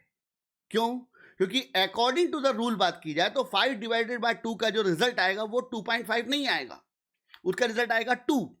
और 2 इंटू 1000 करोगे तो यहां पर आपका रिजल्ट 2000 आएगा, ना कि 2500। डन। तो ये चीज आपको ध्यान रखनी है। सेम एज इट इज, मान लीजिए कि आपने कोई वैल्यू ली 2.5 इंटू 5.0। डन। अब इन दोनों वैल्यूज की अगर बात की जाए तो ये दोनों वैल्यू कैसी हैं, बिल्कुल फ्लोट। भाई साहब पढ़ लो पहले पूरा का, ध्यान रखना, पुराना जो मैंने आपको बताया उस चीज को रिवाइज करते हुए चलना है यहाँ पे। तो 2.5 की बात की जाए तो ये एक फ्लोट वैल्यू नहीं है, ये एक डबल वैल्यू है, मैंने आपको बताया था। और 5.0 की बात की जाए तो ये भी कैसी वैल्यू है, डबल। और अगर दोनों वैल्यू डबल हैं तो रूल के अकॉर्डिंग क्या बोल रहा है कि रिजल्ट कैसा आएगा आपका, डबल। तो यहां पर ध्यान रखिएगा प्लीज, इस केस में आपका जो आंसर आएगा वो आएगा 12.5। That's it. और ये आउटपुट भी किस फॉर्म में होगा, डबल फॉर्म में। मतलब इसका मतलब क्या हुआ, ये आउटपुट भी डबल फॉर्म में होगा। इसका मतलब ये हुआ कि 12.5 की बात की जाए तो अगर मैं इसका साइज कैलकुलेट करूंगा, साइज, तो इसका साइज 8 बाइट बताएगा। डन। और अगर मैं इसी स्टेटमेंट को कुछ ऐसा लिखता 2.5f इंटू 5.0f, और अगर मैं इन दोनों को सॉल्व करता तो मेरा रिजल्ट क्या आता, मेरा रिजल्ट अगेन वही आता 12.5।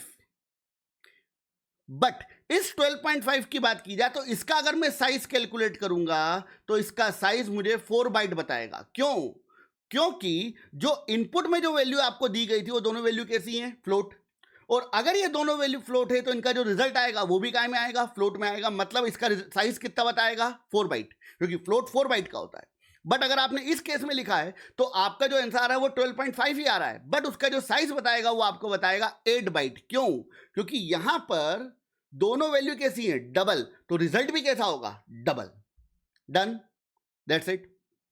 इसके अलावा मान लीजिए आपने यहां पर कोई ऐसा स्टेटमेंट लिख दिया, ए प्लस बी।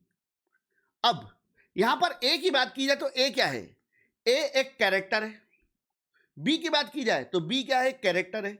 अब यहां पर एक चीज ध्यान रखना प्लीज, अगर अपन रूल के अकॉर्डिंग बात करें तो ए और बी दोनों सिमिलर टाइप के हैं, सेम टाइप के हैं। ए भी कैरेक्टर और बी भी कैरेक्टर है। तो कई स्टूडेंट बोलेंगे सर यहां पर जो रिजल्ट में मिलेगा वो भी क्या होगा, वो भी एक कैरेक्टर होगा और आपको रिजल्ट में मिलेगा ए बी। गलत, ध्यान रखना, ऐसा नहीं होगा। पॉइंट को ध्यान समझने की कोशिश करो। देखिए मैंने आपको पहले भी बताया था कि alphabets A B C D ये हम समझते हैं, मशीन नहीं समझती। और अगर मशीन की बात की जाए तो वहां पर इंटरनली कोडिंग सिस्टम वर्क करते हैं। तो अगर आप किन्हीं दो कैरेक्टर को ऐड कर रहे हो, ध्यान रखना इस पॉइंट को, अगर आप किन्हीं दो कैरेक्टर को ऐड ऑन कर रहे हो तो ये कैरेक्टर ऐड ऑन नहीं होंगे, इंटरनली इनके कोड ऐड ऑन होंगे। अब ए की बात की जाए तो ए का कोड क्या है, पता है आपको, 65 बताया था। बी की बात की जाए तो बी का कोड क्या है, 66। और देन आप इन दोनों को ऐड कर रहे हो तो आपका आंसर क्या आएगा यहां पर, 131।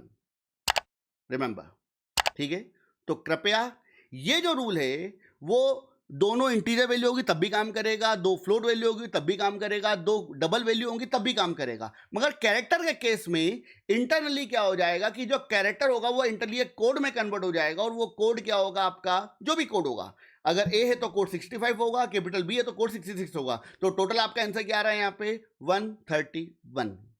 डन। एक और एग्जांपल के ऊपर आते हैं। मान लो कि आपने यहां पर स्टेटमेंट लिख दिया 1 डिवाइडेड बाय 2। अब 1 डिवाइडेड बाय 2 की अगर बात की जाए तो 1 डिवाइडेड बाय 2 का रिजल्ट क्या आएगा। अब कई स्टूडेंट क्या बोलेंगे, sir 1 integer value, 2 integer value, result integer में आएगा। मगर कई लोगों के माइंड में एक पॉइंट आएगा जो पिछले लेक्चर में पढ़ा था। क्या पॉइंट था कि अगर मैं किसी स्मॉल वैल्यू को किसी लार्ज वैल्यू से मॉड करूंगा तो रिजल्ट में मुझे स्मॉल वैल्यू मिलेगी। तो कई स्टूडेंट डायरेक्टली बोलेंगे सर आंसर आएगा 1। भाई साहब 1 नहीं आएगा यहाँ पे। क्यों नहीं आएगा? क्योंकि अगर आप उस पॉइंट को कंसीडर कर रहे हो तो वो जो रूल मैंने आपको बताया था, क्या कुछ ऐसा, small value mod large value, answer will be small value. ये जो रूल मैंने बताया था ये रूल डिवाइड के लिए नहीं था, ये रूल मॉड के लिए था। और मैंने यहां पर डिवाइड लगाया हुआ है, ठीक है। तो इस केस में आपका जो रिजल्ट आएगा वो रिजल्ट आएगा 1 डिवाइडेड बाय 2। आपका रिजल्ट आएगा यहां पे 0। क्यों? क्योंकि 1 डिवाइडेड बाय 2 को अगर आप सॉल्व करोगे तो आपका आंसर क्या आता है, 0.5। मगर अगर दोनों वैल्यू इंटीजर है तो रिजल्ट भी कैसा आएगा आपका यहां पर, 0। डन। तो ये था आपका रूल नंबर 2। अब बात करते हैं हमारे रूल नंबर 3 की। अब रूल नंबर 3 की अगर बात की जाए तो रूल नंबर 3 बहुत बहुत बहुत ज्यादा इंपॉर्टेंट है। तो इस पर्टिकुलर रूल की अगर बात की जाए तो यहां पर रूल क्या बोल रहा है, if we perform arithmetic operations between lower precise value and higher precise value, in such case lower precise value will automatically convert into higher precise value. Remember, अब यहां पर एक वर्ड बार बार आ रहा है, वो वर्ड क्या है आपका, प्रिसाइज। प्रिसाइज का मतलब हुआ बेटा एक तरीके से ज्यादा एक्यूरेट। तो नॉर्मली अभी तक की बात की जाए तो अभी तक मैंने आपको केवल 4 प्रिमिटिव डेटा टाइप्स के बारे में बताया है। एक इंटीजर, दूसरा फ्लोट, तीसरा कैरेक्टर और चौथा डबल। इसके अलावा और भी चीजें होती हैं जिनको हम बाद में डिस्कस करेंगे, जिसको नॉर्मली मॉडिफायर्स बोला जाता है। तो आपने कई बार वर्ड सुने होंगे, सुने हैं, अच्छी बात है, जिनको बोलते हैं लॉन्ग, शॉर्ट, साइंड, अनसाइंड। इनको भी अपन डिस्कस करेंगे आगे। तो हमारे पास जितने भी डेटा टाइप्स अवेलेबल है उनका एक प्रिसाइज ऑर्डर होता है कि कौन ज्यादा प्रिसाइज है और कौन कम प्रिसाइज है। तो अभी तक अपन ने जो डेटा टाइप्स पढ़े हुए हैं उनके बेस पर अगर बात की जाए तो कैरेक्टर की बात की जाए तो कैरेक्टर जो होता है वो 1 बाइट की मेमोरी ऑक्यूपाई करता है और कैरेक्टर यहां पे सबसे लेस प्रिसाइज माना जाता है। डन। क्योंकि कैरेक्टर एक छोटी मेमोरी ऑक्यूपाई करता है, उसकी रेंज भी बहुत कम होती है। आपको मैंने बताई थी कैरेक्टर की रेंज होती है 0 से लेके 255। Done, clear. इसके बाद में इससे हायर लेवल पे आता है जिसको बोलते हैं इंटीजर। इंटीजर की बात की जाए तो इंटीजर जो होता है वो 4 बाइट की मेमोरी ऑक्यूपाई कराता है और कैरेक्टर के कंपैरिजन में ज्यादा प्रिसाइज होता है, ज्यादा एक्यूरेट होता है, क्योंकि जो भी कैरेक्टर वैल्यू है वो सारी की सारी इंटीजर के अंदर एक्सेप्टेबल है। अगर आप इंटीजर की रेंज देखना चाहते हैं तो इंटीजर टॉपिक को अगर आप देखेंगे तो वहां पर मैंने डिटेल में उस चीज को एक्सप्लेन किया हुआ है। इंटीजर से ज्यादा प्रिसाइज जो होता है वो होता है आपका फ्लोट।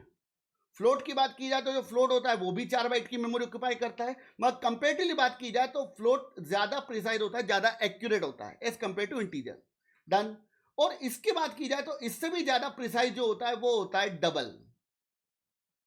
डबल डबल की बात की जाए तो जो डबल होता है वो टोटल मिला के 8 बाइट की मेमोरी ऑक्यूपाई करता है। तो ये नॉर्मली आपका प्रिसीजन ऑर्डर होता है। लेस प्रिसाइज कैरेक्टर, कैरेक्टर से ज्यादा इंटीजर, इंटीजर से ज्यादा फ्लोट और फ्लोट से ज्यादा डबल। अब यहां पर रूल बहुत सिंपल सा है, बहुत सिंपल सा। अगर आप इस आर्किटेक्चर को याद रखोगे तो आपको सारी चीजें प्रॉपर्ली समझ में आ जाएंगी। ठीक है, तो lower precise character, higher precise integer, उससे भी हायर फ्लोट, उससे भी हायर डबल। अब रूल क्या बोल रहा है?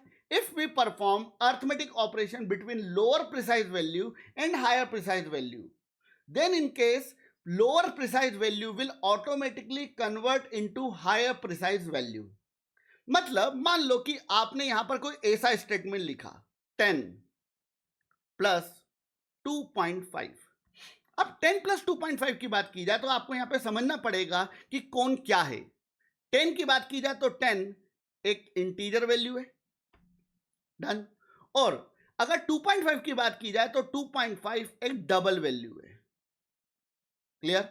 मैं कई बार यहां पे फ्लोट वर्ड यूज कर देता हूं, मगर मुझे प्रॉपर्ली यूज करना पड़ेगा, अदरवाइज आप भी रिमेंबर, आपके लिए भी बोलूंगा मैं ये चीज। मैं कई बार यहां पर फ्लोट वर्ड यूज कर देता हूं, बट आपको ये चीज ध्यान रखना है कि ये वैल्यू फ्लोट नहीं है, ये वैल्यू कैसी है? डबल। डन। अब ध्यान दीजिएगा प्लीज। अगर 10 की बात की जाए तो 10 कैसी वैल्यू? इंटीजर। 2.5 कैसी वैल्यू? डबल। अगर इस आर्किटेक्चर के अकॉर्डिंग देखें तो ज्यादा प्रिसाइज कौन है? डबल। और लोअर प्रिसाइज कौन है? इंटीजर। तो रूल के अकॉर्डिंग जो लोअर प्रिसाइज है, मतलब लेस एक्यूरेट जो है, वो हायर एक्यूरेट में क्या हो जाएगा? कन्वर्ट हो जाएगा। मतलब जो 10 है वो इंटीजर था, वो अपने आप 10.0 बन जाएगा। और किस फॉर्म में कन्वर्ट हो जाएगा? फ्लोट नहीं, डबल। सेम एरिटीज, जो 2.5 है वो तो डबल था, वो एरिटीज रहेगा। तो यहां पर ये वैल्यू कैसी हो गई? 2.5। अब ध्यान दीजिएगा प्लीज। अब यहां पर 10.0 कैसी वैल्यू है? डबल। 2.5 कैसी वैल्यू है? डबल। और अगर ये दोनों वैल्यू डबल हैं तो रूल नंबर सेकंड के अकॉर्डिंग दोनों सिमिलर टाइप के हो गए। और अगर ये दोनों सिमिलर टाइप के हैं तो इस केस में आपका जो रिजल्ट आएगा वो आएगा 12.5। किस फॉर्म में? डबल। ये बात ध्यान रखना। अब कई लोग बोलेंगे सर ये ऐसा हमको करना पड़ता है क्या? नहीं भैया, ये इंटरनली अपने आप होगा। रिमेंबर, इंटीजर अपने आप काय में कन्वर्ट हो गया है? डबल के अंदर। और इस प्रोसेस को नॉर्मली बोला जाता है टाइप प्रमोशन। ऑटोमेटिकली इंटीजर काय में कन्वर्ट हो गया बेटा? डबल में, मतलब उसका प्रमोशन हो गया है, वो लेस एक्यूरेट से हायर एक्यूरेट में कन्वर्ट हो चुका है। डन। तो इसको अपन क्या बोलते हैं? Type promotion. Same as it is, अगर मान लीजिए आपने यहां पर स्टेटमेंट लिख दिया है 2.5 प्लस 7.5f। इस पर्टिकुलर केस की अगर बात की जाए तो 2.5 कैसी वैल्यू है? डबल। 7.5f कैसी वैल्यू है? फ्लोट। तो लोअर प्रिसीजन कौन है यहां पर? लोअर प्रिसाइज की अगर बात की जाए तो लोअर प्रिसाइज यहां पर जो अवेलेबल है वो है आपका फ्लोट। तो अकॉर्डिंग टू द रूल बात की जाए तो 2.5 एज इट इज रहेगा, डबल फॉर्म में रहेगा। मगर जो 7.5 जो फ्लोट में था वो आपका 7.5 डबल में कन्वर्ट हो जाएगा।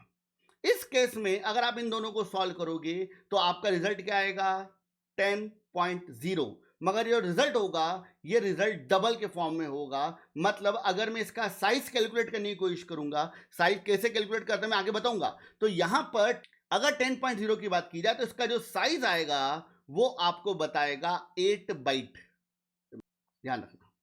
सेम एज इट इज, अगर मान लीजिए कि आपने यहां पर कोई स्टेटमेंट लिख दिया कुछ इस तरीके से, जैसे मान लो 100 प्लस ए। अब इस पर्टिकुलर स्टेटमेंट की बात की जाए तो मैक्सिमम स्टूडेंट के माइंड में क्या आता है, सर 100 प्लस ए, सिंपल, यहां पर आंसर आएगा 100 ए। भैया गलत, ऐसा नहीं होगा। तो इस केस में आपको एक चीज समझना पड़ेगी, 100 कैसी वैल्यू है, इंटीजर।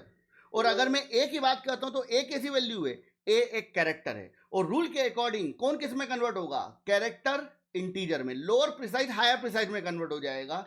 तो इस केस में ध्यान रखिएगा प्लीज, जो ए है वो बन जाएगा 65। कैसे, आस्की कोड्स, डन, और प्लस 100। तो यहां पर 100 प्लस 65, आपका आंसर यहां पर क्या आएगा, 165, डन। तो ये स्टेटमेंट इस तरीके से वर्क करते हैं। अगर कोई वैल्यू लेस प्रिसाइज है तो वो ऑटोमेटिकली काय में कन्वर्ट हो जाती है, हायर प्रिसाइज में। और लेस प्रिसाइज को हायर प्रिसाइज में ऑटोमेटिकली जो कन्वर्ट करने की प्रोसेस होती है, इसे क्या बोला जाता है, इसे बोला जाता है टाइप प्रमोशन, जो मैंने आपको ऑलरेडी बता दिया है, डन। इसके अलावा एक टर्मिनोलॉजी और होती है टाइप डिमोशन, उसको भी अपन डिस्कस करेंगे, ठीक है, डन। तो ये था आपका रूल नंबर 3। हाँ, एक इंपॉर्टेंट चीज और है यहां पर, ये जो रूल मैंने आपको बताया, ये रूल केवल और केवल प्रिमिटिव्स के लिए है। इन फ्यूचर में क्लासेस, स्ट्रक्चर, बहुत सारी चीजें आएंगी, तो उनके लिए रूल वर्क नहीं करेगा। ये रूल केवल प्रिमिटिव टाइप पे वर्क करता है, integer, float, double, character, done. तो इन्हीं के ऊपर ये रूल वर्क करेगा, ओके। चलिए अब बात करते हैं हमारे रूल नंबर 4 की। अब रूल नंबर 4 की अगर बात किया तो रूल नंबर 4 एग्जैक्टली क्या बोलना चाह रहा है, ध्यान दीजिएगा please. So in any arithmetic statement, output will automatically demote into the type of variable which is available at the left hand side of assignment operator. Remember, अब इस पर्टिकुलर रूल की बात किया तो रूल को अपन प्रॉपर्ली समझने की कोशिश करते हैं स्टेप बाय स्टेप। मान लीजिए कि ये आपका असाइनमेंट ऑपरेटर है। अब इस असाइनमेंट ऑपरेटर की बात किया, इसके दो पार्ट हैं, पहला है आपका LHS और दूसरा है आपका RHS, डन। अब ध्यान दीजिएगा प्लीज। तो मान लीजिए कि आपने यहां पर कोई स्टेटमेंट लिखा है कुछ इस तरीके से, ये जो असाइनमेंट ऑपरेटर है, इस असाइनमेंट ऑपरेटर के लेफ्ट हैंड साइड पर आपने एक वेरिएबल ले लिया, मान लीजिए x। और इस x की बात की जाए तो x मान लीजिए इंटीजर टाइप का वेरिएबल है, डन। अब आपने यहां पर स्टेटमेंट के जो राइट हैंड साइड है वहां पर मान लीजिए आपने स्टेटमेंट लिख दिया है 29.83, डन। अब इस केस को अगर अपन देखें तो 29.83 की बात की जाए तो ये एक डबल वैल्यू है, डन। और अगर मैं x की बात करूं तो x एक इंटीजर वेरिएबल है। अब लॉजिकली अगर बात की जाए तो ये स्टेटमेंट आपको एरर देना चाहिए, रिमेंबर, मगर ये स्टेटमेंट आपको एरर नहीं देगा। अगर अपन सी लैंग्वेज की बात करें तो सी लैंग्वेज का एक ड्रॉबैक होता है कि यहां पर अगर आपने कोई स्टेटमेंट लिखा है जिसमें डेटा लॉस हो रहा है, रिमेंबर डेटा लॉस कैसे, अगर 29.83 की अगर बात करूं तो 29.83 में से अगर x की बात की जाए तो x में केवल और केवल 29 स्टोर हो सकता है। क्यों, क्योंकि जो x है वो कैसा वेरिएबल है, इंटीजर, और इंटीजर में केवल 29 स्टोर हो पाएगा, 0.83 स्टोर नहीं हो पाएगा। मतलब अल्टीमेटली अगर बात की जाए तो अगर मैं इस 29.83 को x में असाइन करूंगा तो मुझे यहां पर 0.83 का क्या हो जाएगा, लॉस, डन। अब तो लॉजिकली बोला जाए तो ये स्टेटमेंट आपको एरर देना चाहिए, बट ये स्टेटमेंट आपको किसी भी प्रकार की एरर नहीं देगा और ऑटोमेटिकली ये जो 29.83 है, जो एक डबल वैल्यू है, वो डिमोट हो जाएगी, उसका डिमोशन हो जाएगा। किसके अकॉर्डिंग, जो वेरिएबल कहां पर अवेलेबल है, लेफ्ट हैंड साइड पे। तो लेफ्ट हैंड साइड पे वेरिएबल कौन है, आपका x। तो 29.83 का जो 29 होगा वो काय में आ जाएगा, x में, और यहां पर x की वैल्यू क्या हो जाएगी, 29, रिमेंबर। मगर यहां पर आपको किसी प्रकार की कोई एरर नहीं मिलेगी। अब यहां पर ये जो पॉइंट है ये एक ड्रॉबैक है, रिमेंबर। आप एक चीज नोटिस कर रहे हो कि अगर आप x के अंदर वैल्यू असाइन कर रहे हो 29.83 तो 0.83 का लॉस हो रहा है और 29 किस में जा रहा है, x में। तो यहां पर आपका 0.83 का जो लॉस है वो एक बहुत बड़ा अमाउंट होता है। जैसे मैं आप सिंपली आपकी बात करूं, मान लो कि आपकी किसी कंपनी में जॉब लगी और आपको सैलरी पैकेज ऑफर किया गया 7.83, और मान लीजिए कि आपके जो 7.83 की जब सिस्टम में एंट्री हुई तो वो वैल्यू डिमोट होकर 7 हो गई, मान लीजिए। तो कितने का लॉस हुआ? 0.83। कोई बहुत ज़्यादा बड़ा अमाउंट थोड़ी है, मात्र 83,000। चलेगा ना आप सभी को? तो नहीं, 0.83 एक बहुत बड़ा अमाउंट है। इवन 0.83 क्या 0.1 की बात की जाए तो वो भी एक बड़ा अमाउंट है। डन। तो इस केस में ये जो डेटा लॉस है ये एक बहुत बड़ी समस्या है सी लैंग्वेज की, और ये सी लैंग्वेज का एक ड्रॉबैक है। डन। मतलब सी लैंग्वेज का ड्रॉबैक ये है कि अगर मैं किसी एक वैल्यू को किसी दूसरे वेरिएबल में असाइन करूंगा तो वो वैल्यू वहां पर प्रॉपरली असाइंड हो जाएगी, चाहे डेटा लॉस हो तो हो, कोई फर्क नहीं पड़ता सी लैंग्वेज को। Done. This is the drawback of C language. Done. Same as it is. तो मान लीजिए अपन इसको एक एग्जांपल के थ्रू लेके चलते हैं। मान लीजिए कि आपने यहां पर एक वेरिएबल डिक्लेयर करा है फ्लोट एक्स। डन। और आपने यहां पर स्टेटमेंट लिख दिया है 5 डिवाइडेड बाय 2। अब इस पर्टिकुलर स्टेटमेंट की अगर बात की जाए तो यहां पर जो x वेरिएबल है, इस x वेरिएबल की वैल्यू क्या होगी? इस x वेरिएबल की वैल्यू 2 होगी, इसकी वैल्यू 2.5 होगी, या इसकी वैल्यू 2.0 होगी। डन। अब एक चीज ध्यान रखना, मैक्सिमम स्टूडेंट के माइंड में आएगा सर सिंपल, इसका आंसर आएगा क्या? 2.5। भाई साहब फाइल नहीं पड़ गई तुम्हारी, ध्यान रखना। यहां पर आपका आंसर जो आएगा वो 2.0 आएगा। क्यों? ध्यान दीजिए प्लीज। अगर मैं यहां पर बात करता हूं 5 divided by 2 according to the rule number second, ये कैसी वैल्यू है? इंटीजर। ये वैल्यू कैसी है? इंटीजर। रिजल्ट कैसा आएगा आपका? इंटीजर। तो यहां पर आपका आंसर आएगा 2। मगर इस 2 की बात की जाए तो 2 जा किस में रहा है? x में। डन। और x कैसा वेरिएबल है आपका? फ्लोट। तो जो 2 है वो x में जाके क्या बन जाएगा आपका? 2.0। रिमेंबर। डन। आगे बढ़ते हैं, एक और सेम एग्जांपल अपन यहां पे लेते हैं।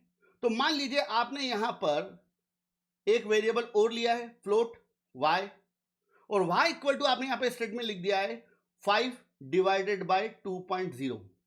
अब यहां पर अगर y की बात करो तो y की वैल्यू क्या आएगी? y की वैल्यू 2 आएगी, 2.5 आएगी, या फिर 2.0 आएगी। रिमेंबर, इस केस में आपका जो रिजल्ट आएगा वो आएगा 2.5। डन। क्यों? क्योंकि अगर 5 की बात की जाए तो 5 कैसी वैल्यू है? इंटीजर। 2.0 की बात की जाए तो 2.0 कैसी वैल्यू है? डबल। तो अगर रूल के अकॉर्डिंग बात करें तो यहां पर 5 क्या बन जाएगा आपका? 5.0। किस फॉर्म में? डबल फॉर्म में। और 2.0 आपका एज इट इज रहेगा। अब ये दोनों वैल्यू कैसी हैं आपकी? डबल है। तो आपका रिजल्ट भी कैसा आएगा? डबल, मतलब 2.5। अब ध्यान देना प्लीज, ये जो पूरा स्टेटमेंट है, इस स्टेटमेंट को अगर अपन सॉल्व करेंगे तो आपका आंसर आएगा 2.5, मगर 2.5 जो रिजल्ट आएगा वो रिजल्ट डबल फॉर्म में आएगा। अगर आप केवल इतने स्टेटमेंट को सॉल्व करके उसका साइज पता करोगे तो आपका आंसर 2.8 बाइट आएगा, ध्यान रखना। बट ये जो डबल वैल्यू काय में जा रही है? y में। और y कैसा वेरिएबल है आपका? फ्लोट। तो ये जो डबल है वो ऑटोमेटिकली काय में कन्वर्ट हो जाएगा बेटा? फ्लोट में। मतलब डबल हायर प्रिसाइज है और फ्लोट लोअर प्रिसाइज है, तो यहां पर क्या हुआ? हायर प्रिसाइज वैल्यू काय में कन्वर्ट हो गई है? लोअर प्रिसाइज, मतलब उसका डिमोशन हो गया है। रिमेंबर, और ये चीज सी लैंग्वेज में डायरेक्टली अलाउड है। तो यहां पर आपका आंसर क्या आएगा? केवल और केवल 2.5। Done. Same as it is. मान लीजिए आपने एक और स्टेटमेंट लिख दिया यहां पर कुछ ऐसा, इंटीजर z, और z इक्वल टू आपने लिख दिया मान लीजिए 5.0 डिवाइडेड बाय 2.0। अब इन दोनों वैल्यू की अगर बात की जाए तो ये दोनों वैल्यू कैसी हैं आपकी? डबल। तो यहां पर आपका जो रिजल्ट आएगा वो भी आएगा 2.5। किस फॉर्म में? डबल फॉर्म में। मगर ये 2.5 जा किस में रहा है? आपके z वेरिएबल के अंदर। और z की बात की जाए तो z कैसा वेरिएबल है आपका? z आपका इंटीजर वेरिएबल है। तो इस 2.5 का केवल और केवल 2 जो होगा वो काय में असाइंड हो जाएगा? इस z वेरिएबल में। डन। तो यहां पर अगर आप इस पर्टिकुलर स्टेटमेंट को सॉल्व करोगे तो आपका आंसर आएगा केवल और केवल 2। तो z की वैल्यू क्या होगी? केवल और केवल 2। Done. Same as it is. मान लीजिए आपने यहां पर एक कैरेक्टर वेरिएबल ले लिया है, कैरेक्टर p, और p की बात की जाए तो इसकी वैल्यू मान लीजिए आपने असाइन कर दी है 65.29। अब 65.29 कैसी वैल्यू है? डबल। डन। और ये डबल वैल्यू को आप काय में डाल रहे हो? p के अंदर। तो p कैसा वेरिएबल है? कैरेक्टर। तो क्या होगा? आपको एक चीज पता है कि जो कैरेक्टर होता है वो इंटरनली इंटीजर होता है। डन। तो यहां पर 65.29 में से जो 65 होगा वो अलग हो जाएगा और वो किसको असाइंड हो जाएगा? p वेरिएबल को। डन। तो अगर मैं यहां पर इस कैरेक्टर वेरिएबल को प्रिंट कराता हूं, ध्यान रखना, तो यहां पर मुझे आंसर में मिलेगा कैपिटल ए। क्यों कैपिटल ए मिलेगा, ध्यान देना प्लीज। उसका सिंपल सा रीजन है, क्योंकि जब आपने 65.29 को असाइन किया पी वेरिएबल के अंदर, तो जो पी था उसमें स्टोर हुआ 65, और 65 की बात की जाए तो 65 आस्की कोड होता है, किसका, ए का। तो जब हम पी को यहां पर प्रिंट करवाएंगे तो मेरा आंसर आएगा capital A. Done. Same as it is, मान लो कि आपने एक और कैरेक्टर वेरिएबल ले लिया है और इस वेरिएबल में आपने वैल्यू असाइन कर दी है, मान लीजिए 122.83, तो ये वैल्यू भी कैसी है आपकी, डबल है। अब डबल वैल्यू किस में जा रही है, कैरेक्टर में। यहां पर क्या होगा, 122.83 का जो 122 हो काय में आ जाएगा, आर में, तो आर में आ जाएगा 122, और 122 किसका कोड होता है, स्मॉल जेड का। तो जब आप इस आर वेरिएबल की वैल्यू को प्रिंट कराओगे तो आपको आंसर में मिलेगा स्मॉल जेड। सो एक चीज ध्यान रखना, अगर मैं राइट हैंड साइड की बात करूं असाइनमेंट ऑपरेटर के, तो राइट हैंड साइड पे कुछ भी हो, व्हाटएवर, मुझे उससे कोई फर्क नहीं पड़ेगा। आपका यहां पे जो भी आउटपुट आया, वो आउटपुट जब लेफ्ट हैंड साइड के वेरिएबल के पास जाएगा तो वो ऑटोमेटिकली डिमोट हो जाएगा, ध्यान रखना। मतलब अगर इंटीजर है लेफ्ट हैंड साइड पे तो इंटीजर में कन्वर्ट हो जाएगा, फ्लोट है लेफ्ट हैंड साइड पे तो फ्लोट में कन्वर्ट हो जाएगा, कैरेक्टर लेफ्ट हैंड साइड पे तो कैरेक्टर में कन्वर्ट हो जाएगा अपने आप। आपको कुछ भी करने की जरूरत नहीं है, मगर ये एक ड्रॉबैक है, क्योंकि अगर आप 10.5 को 10 में कन्वर्ट करोगे तो it will create data loss problem, और डेटा लॉस प्रोग्रामिंग के अंदर एक बहुत इंपॉर्टेंट पॉइंट है। डेटा लॉस एक्सेप्ट नहीं किया जा सकता है। डन। तो ये सी लैंग्वेज का ड्रॉबैक है। और एक चीज ध्यान रखना, ये जो रूल मैंने आपको बताए हैं अभी तक चारों, ये सारे के सारे रूल केवल और केवल प्रिमिटिव पर काम करते हैं। प्रिमिटिव मतलब इंटीजर, फ्लोट, कैरेक्टर, डबल, उन पर। मगर जब मैं ऑब्जेक्ट कैटेगरी पे जाऊंगा तो वहां पर तो अलग लेवल के मजे होंगे, उन रूल्स को अपन अलग तरीके से डिस्कस करेंगे। डन। तो ये था आपका रूल नंबर 4। अब बात करते हैं हमारे अगले रूल के बारे में, जिसे बोला जाता है ऑपरेटर प्रेसिडेंस। रिमेंबर, अगर प्रेसिडेंस वर्ड की अगर बात की जाए तो what is the meaning of precedence. Precedence का मतलब होता है प्रियोरिटी। जैसे आप सभी की बात की जाए तो आपके घर में एक प्रियोरिटी ऑर्डर होता है। डन।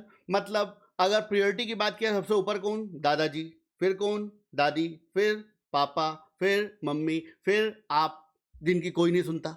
डन। तो नॉर्मली ये क्या होता है, एक ऑर्डर होता है, एक प्रियोरिटी होती है, एक प्रेसिडेंस होता है। तो नॉर्मली अगर अपन प्रोग्रामिंग की बात करें तो प्रोग्रामिंग में भी हमारे पास जितने भी सिंबल अवेलेबल हैं, plus, minus, multiply, less than, greater than, तो जितने भी सिंबल्स होते हैं, हर सिंबल्स के वर्क करने का एक ऑर्डर होता है, जिसे बोला जाता है प्रेसिडेंस। अब इसी पर्टिकुलर टॉपिक की बात की जाए तो इस टॉपिक को कई बार एक वर्ड के साथ में यूज किया जाता है, इसको बोलते हैं हायरार्की। रिमेंबर। डन। तो आपको ये टॉपिक इस नाम से मिल सकता है, हायरार्की ऑफ ऑपरेटर या प्रेसिडेंस ऑफ ऑपरेटर। और अगर अपन अपनी शुद्ध हिंदी भाषा में जाएं तो इसको बोला जाता है पदानुक्रम। डन। मतलब हमारे पास जितने भी सिंबल्स होते हैं, हर सिंबल्स के वर्क करने का एक ऑर्डर होता है, और उसी ऑर्डर को बोला जाता है प्रेसिडेंस ऑफ ऑपरेटर्स। अब एक चीज ध्यान रखिएगा, अब यहां पर अगर प्रेसिडेंस की बात करें तो प्रेसिडेंस के लिए हमारे पास बहुत सारे ऑपरेटर अवेलेबल, जिन कैटेगरीज के बारे में मैंने आपको पहले बताया था। बट अभी की बात की जाए तो अभी हमने टोटल मिला के केवल और केवल 6 ऑपरेटर्स पढ़े हैं। कौन कौन से, plus, minus, multiply, divide, mod, और एक और ऑपरेटर पढ़ा था, इसको बोलते हैं अपन असाइनमेंट। तो अभी हम केवल इतने ऑपरेटर के प्रेसिडेंस के बारे में बात करेंगे। जब मैं नेक्स्ट लेवल पे आपको लेके जाऊंगा, जब मैं बात करूंगा इफ एल्स के बारे में, तो हम डिस्कस करेंगे रिलेशनल ऑपरेटर क्या होते हैं, लॉजिकल क्या होते हैं, कंडीशनल क्या होता है, और उनका प्रेसिडेंस क्या होता है।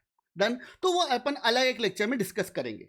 तो यहां पर अगर प्रेसिडेंस की बात की जाए, प्रियोरिटी की बात की जाए, तो प्रियोरिटी के अकॉर्डिंग रूल नंबर 5 के अकॉर्डिंग अगर प्रियोरिटी की बात की जाए तो प्रियोरिटी के अकॉर्डिंग सबसे पहले कौन वर्क करेगा, मल्टीप्लाई।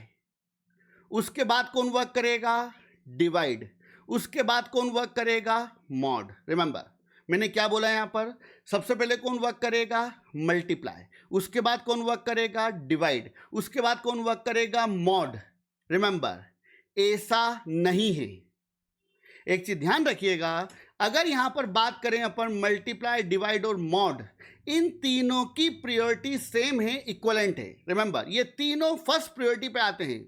मैं ये नहीं बोल रहा हूं कि मल्टीप्लाई पहले वर्क करेगा, डिवाइड उसके बाद वर्क करेगा और मॉड उसके बाद वर्क करेगा। इन तीनों की प्रायोरिटी सेम है, इक्वलेंट है, बराबर है। डन। इसके बाद हम बात करते हैं सेकंड प्रायोरिटी की। तो सेकंड लेवल पे जो आपके ऑपरेटर अवेलेबल होते हैं वो हैं आपके प्लस और माइनस। मतलब प्लस और माइनस की बात की जाए तो इन दोनों की प्रायोरिटी सेम है, इक्वलेंट है, बराबर है। डन। इसके बाद हम बात करते हैं थर्ड नंबर पे। तो लास्ट नंबर पे जो प्रायोरिटी आती है उसमें अभी जो अवेलेबल है वो है आपका अकेला तन्हा असाइनमेंट, इसका कोई नहीं है। डन। तो यहां पर अगर हायर प्रायोरिटी की बात की जाए तो हायर प्रायोरिटी पे कौन अवेलेबल है? मल्टीप्लाई, डिवाइड, मॉड, इन तीनों की प्रायोरिटी सेम है। सेकंड नंबर पे कौन अवेलेबल है? प्लस और माइनस, इन दोनों की प्रायोरिटी सेम है। और थर्ड नंबर पे कौन अवेलेबल है? आपका असाइनमेंट, सबसे लोअर प्रायोरिटी पे। क्लियर? डन। अब मान लो कि मैंने आपके सामने कोई न्यूमेरिकल लिख दिया, ध्यान दीजिएगा प्लीज। जो पुराने रूल अपन ने पढ़े हैं वो बहुत ज्यादा इंपॉर्टेंट है, उनकी भी जरूरत पड़ेगी, और जो अपन अभी रूल पढ़ रहे हैं इसकी भी आपको जरूरत पड़ेगी। तो ये रूल नंबर कौन सा है? आपका 5।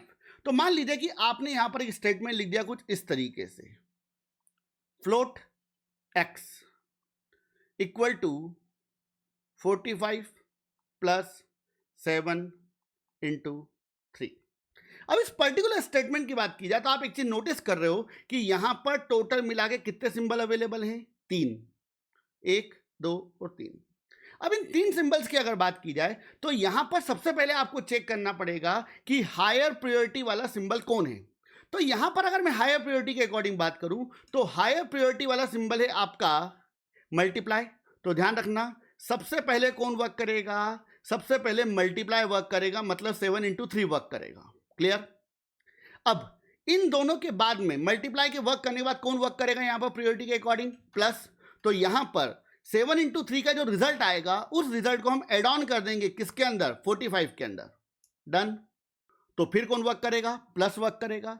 और उसके बाद जो रिजल्ट आएगा उस रिजल्ट को हम इस x वेरिएबल में क्या कर देंगे? असाइंड कर देंगे, क्योंकि यहां पर वर्क कौन करेगा? Assignment operator. और असाइनमेंट ऑपरेटर क्या होता है? असाइनमेंट ऑपरेटर की बात की जाए तो आरएचएस साइड की वैल्यू को कहां पर असाइन कर देगा? एलएचएस साइड में। और आप एक चीज नोटिस कर रहे हो, असाइनमेंट सबसे लास्ट में वर्क कर रहा है। क्यों? क्योंकि वो चाहता है कि भैया पहले तुम्हारे सारे काम निपटा लो और जो रिजल्ट आया मुझे दे देना। डन। तो यहां पर इस केस में वर्किंग कुछ इस तरीके से होगी, पहले मल्टीप्लाई, देन प्लस और देन आपका असाइनमेंट वर्क करेगा। तो चलिए इसको सॉल्व करते हैं। तो 45 आपका एज इट इज रहेगा, प्लस 7 इंटू 3, आपका आंसर क्या आएगा यहां पे? 21। डन। अब आपका इस स्टेटमेंट को इस तरीके से बन गया। अब कौन वर्क करेगा? प्लस। तो 45 प्लस 21, यहां पर आपका जो आंसर आएगा वो आएगा अप्रॉक्स 66। डन। अब इस 66 की बात की जाए तो ये जो 66 है वो किसको असाइंड होगा? x को। बट एक प्रॉब्लम है यहां पर कि जो x है वो कैसा वेरिएबल है? वो एक फ्लोट वेरिएबल है। तो जो 66 है वो जो x में जब जाएगा तो वो x में जाके बन जाएगा 66.0। रिमेंबर, तो एक चीज ध्यान रखना, यहां पर जो x वेरिएबल है उसकी वैल्यू क्या आएगी? 66.0। डन। तो ये एग्जांपल हुआ। इसके अलावा और न्यूमेरिकल्स की बात करें तो और न्यूमेरिकल्स हम आगे करेंगे जब ये टॉपिक आपका कंप्लीट हो जाएगा उसके बाद में। तो मैं आपको कई न्यूमेरिकल्स दूंगा असाइनमेंट के फॉर्म में आपको सॉल्व करने के लिए। ओके, तो चलिए आगे बढ़ते हैं। अब यहां पर एक प्रॉब्लम है, एक पॉइंट जो आपके माइंड में आ चुका होगा कि सर आपने क्या बोला? हायर प्रायोरिटी वाले सिंबल कौन कौन से हैं? मल्टीप्लाई, डिवाइड और मॉड। उससे लोअर प्रायोरिटी वाले कौन है? Plus minus. उससे लोअर प्रायोरिटी वाला असाइनमेंट। अब मल्टीप्लाई, डिवाइड और मॉड, इन तीनों की प्रायोरिटी सेम है। और मान लीजिए कि आपने यहां पर कोई ऐसा स्टेटमेंट लिख दिया तो float n equal to 2.5 plus 71 into 2 plus 39 mod 5 plus 3। अब इस पर्टिकुलर स्टेटमेंट की अगर बात की जाए तो यहां पर आप देख रहे हो कि हायर प्रायोरिटी वाले 2 सिंबल आ गए, मल्टीप्लाई भी आ गया और मॉड भी आ गया। अब कौन वर्क करेगा? सर ये तो आपने बताया नहीं। तो बेटा एक चीज ध्यान रखना, अभी हमारा एक रूल अभी भी बाकी है। डन।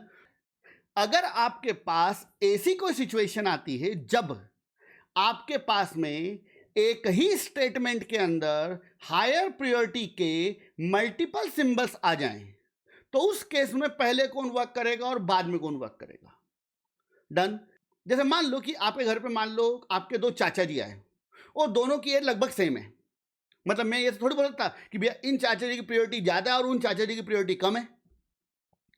अब आप पानी लेकर आए दोनों के लिए, अब टेंशन ये है कि मैं पहले किसको दूं, क्योंकि अगर मान लो उनको दे दिया तो ये बुरा मान जाएंगे, इनको दे दिया वो बुरा मान जाएंगे, पहले में कुछ नहीं दिया। तो इस केस में क्या होगा, सिंपल सा रूल है कि जो पहले आपके सामने आ जाएगा उसको आप पहले दे दोगे। तो यहां पर भी अगर इस पर्टिकुलर स्टेटमेंट की अगर बात की जाए तो इस पर्टिकुलर स्टेटमेंट में 71 इंटू 2 ये हायर प्रायोरिटी का है, 39 मॉड 5 ये भी हायर प्रायोरिटी का है। तो इनमें पहले कौन वर्क करेगा, तो इसे अगर आप समझना चाहते हो तो इस केस में हमारा रूल नंबर 6 वर्क करेगा, और रूल नंबर 6 को बोला जाता है associativity of operators. Done.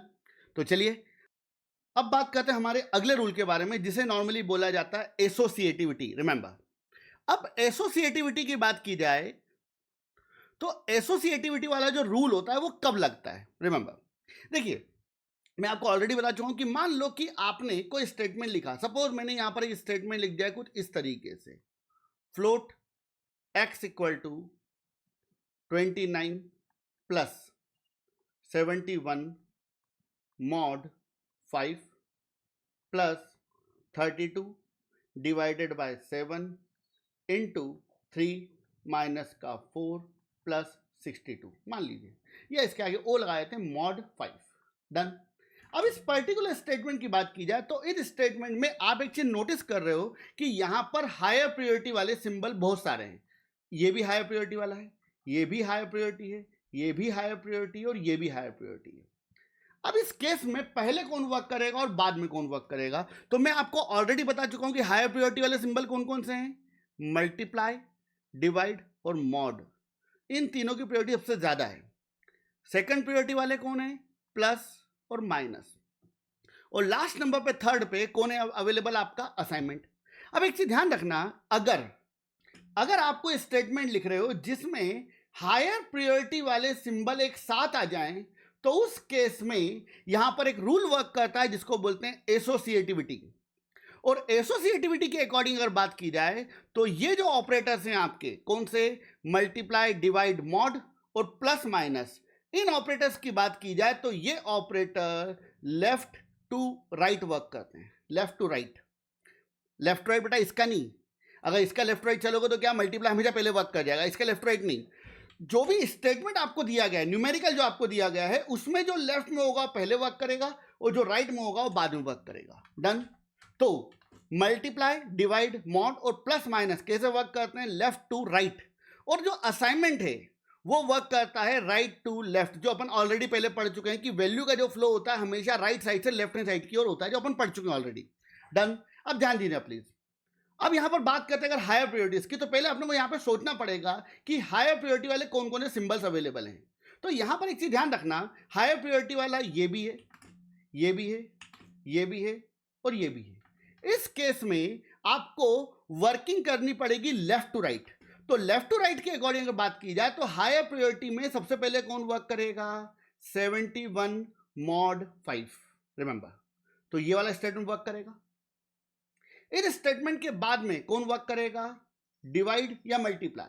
Remember, left में कौन अवेलेबल है, डिवाइड, तो पहले यहां पर डिवाइड सॉल्व होगा। तो फिर कौन वर्क करेगा, डिवाइड, ये आपकी सेकंड नंबर की स्टेप होगी। डन। उसके बाद कौन वर्क करेगा, मल्टीप्लाई। तो मल्टीप्लाई किसके साथ वर्क करेगा, तो इन दोनों का जो रिजल्ट आएगा उसका कौन वर्क करेगा, मल्टीप्लाई। तो यहां पर मल्टीप्लाई वर्क करेगा उसके बाद में इन दोनों के रिजल्ट के ऊपर। उसके बाद कौन वर्क करेगा, आपका मॉड। डन। तो ये उसके बाद वर्क करेगा। चलिए अब यहां पर स्टेटमेंट को हम स्टेप बाय स्टेप सॉल्व करने की कोशिश करते हैं। तो जैसे मान लीजिए 29 की बात किया तो वो तो एज इट इज रह जाएगा। अब यहां पर एक चीज ध्यान रखना, हम एक स्टेप में एक पार्ट को सॉल्व करेंगे, सबको एक साथ सॉल्व नहीं करेंगे। डन। तो यहां पर 71 मॉड 5, तो 71 मॉड 5 करोगे तो मॉड ऑपरेटर आपको रिजल्ट में क्या देता है, रिमाइंडर। तो यहां पर 71 मॉड 5 का रिमाइंडर आएगा 1। Done. Then plus 32 divided by 7 into 3, ये आपका एज इट इज रह जाएगा, ये पहले वर्क करेगा। और उनका जो रिजल्ट आएगा उस पर कौन वर्क करेगा, मल्टीप्लाई। तो इसको अपन बाद में सॉल्व करेंगे। लास्ट में क्या है आपका 4 प्लस 62 मॉड 5, ये आपका एक ऑपरेशन बचा हुआ हायर प्रायोरिटी का। अब इन सभी की अगर बात की जाए तो सबसे पहले कौन वर्क करेगा यहाँ पर 32 डिवाइडेड बाय 7, क्योंकि लेफ्ट में वो अवेलेबल है। तो 29 as it is plus 1 as it is. अब 32 डिवाइडेड बाय 7, अब 32 डिवाइडेड बाय 7 अगर आप करोगे तो कई स्टूडेंट के माइंड में पॉइंट आएगा, सर इसका आंसर आएगा 4 पॉइंट समथिंग। भाई साहब ध्यान रखना 32 कैसी वैल्यू है, इंटीजर, 7 कैसी वैल्यू है, इंटीजर, और अगर ये दोनों वैल्यू इंटीजर हैं तो रिजल्ट भी कैसा आएगा, इंटीजर। तो 32 डिवाइडेड बाय 7 का जो रिजल्ट आएगा वो केवल और केवल आएगा 4। डन। तो ये 4 सॉल्व हो गया। अब बचा कौन, मल्टीप्लाई, तो इसको भी अपन एज इट इज रख देते हैं, -4 प्लस 62 मॉड 5। तो अब आपके हायर प्रायोरिटी वाले केवल 2 सिंबल बाकी हैं। क्लियर। अब अगली स्टेप पे आते हैं। तो 29 as it is plus 1 as it is, 4 into 3 ये सॉल्व होगा तो आपका आंसर बचेगा यहां पर 12 माइनस 4 प्लस, ये स्टेटमेंट अभी बाकी है, इसको अपन अगली स्टेप में सॉल्व करेंगे। तो 62 मॉड 5। अगली स्टेप की बात की जाए तो 29 as it is plus 1 as it is, 12 as it is, minus का 4 as it is, plus 62 mod 5। तो 62 मॉड 5 अगर आप करोगे तो यहां पर आपका आंसर आएगा 2। डन। क्लियर। रिमाइंडर 2 बचेगा यहां पे। एडिशन करने के लिए आपको यहां पे कोई ज्यादा रूल को फॉलो करने की जरूरत नहीं है, आप डायरेक्टली नंबर्स को ऐड ऑन कर सकते हो। तो 29 प्लस 1 30, 30 प्लस 12 42, 42 माइनस का 4 38, 38 प्लस 2 आपका आंसर आ जाएगा यहाँ पे 40। तो इतने को अगर आपने ऐड किया है तो आपका आंसर आएगा 40। अब इस 40 की अगर बात की जाए तो 40 जा किस में रहा है, इस x वेरिएबल के अंदर, और x वेरिएबल कैसा वेरिएबल है आपका, फ्लोट। तो जब x के अंदर ये वैल्यू आएगी तो ये वैल्यू 40 नहीं रहेगी, ये वैल्यू हो जाएगी आपकी 40.0। डन। तो आपका यहां पर रिजल्ट आएगा 40.0। उम्मीद करता हूं कि यहां तक के आपको सारे नियम समझ में आ गए होंगे।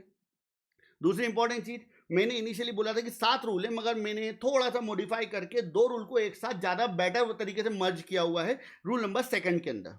डन।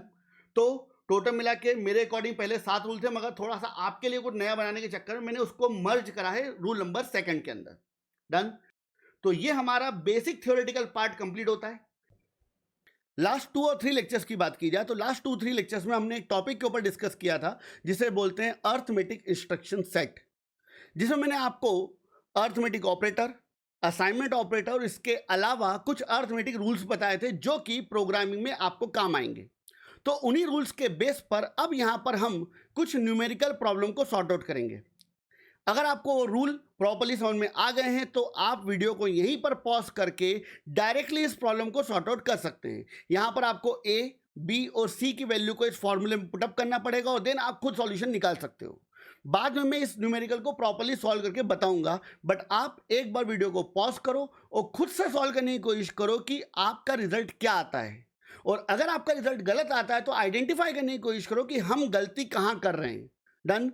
इसके अलावा वो स्टूडेंट जो कि नॉर्मली बीएससी में है या बीसीए में है और जिनका सी लैंग्वेज एक थ्योरेटिकल सब्जेक्ट होता है, मैं आपको ये बताना चाहूंगा कि ये जो न्यूमेरिकल प्रॉब्लम हम यहाँ पे सॉर्ट आउट करने जा रहे हैं, इस टाइप की न्यूमेरिकल प्रॉब्लम्स आपके एग्जाम में 101% पूछी जाएंगी। और अगर आपने इन प्रकार की प्रॉब्लम को सॉर्ट आउट कर लिया तो मान के चलो कि आपके 5 नंबर तो पक्के हैं।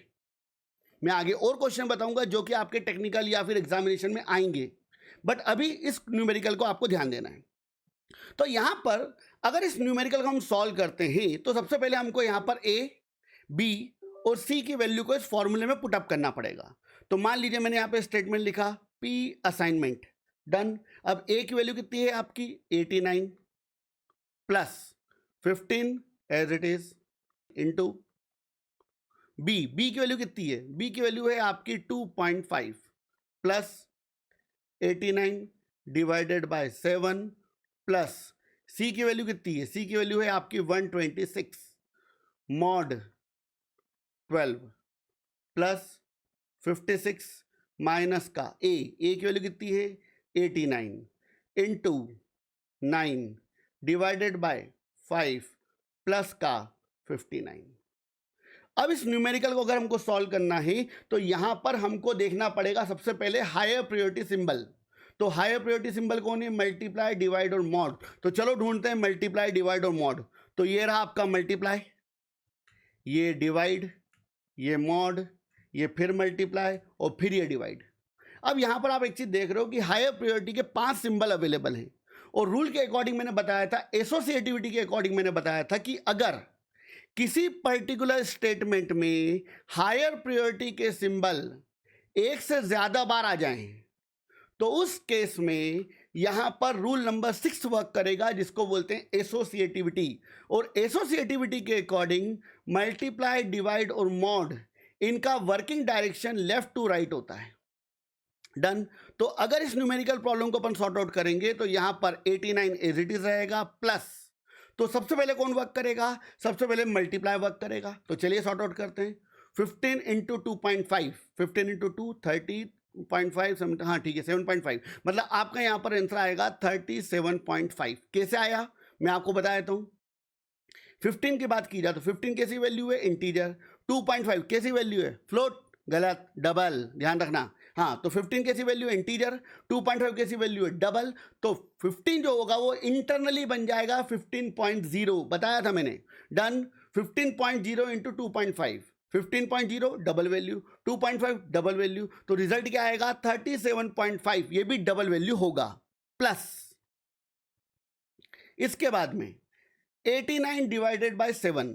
अगर आप 89 को 7 से डिवाइड करोगे, अब ये सॉल्व होगा आपका, तो 89 को अगर आप 7 से डिवाइड करोगे तो यहां पर आपका आंसर आएगा 12।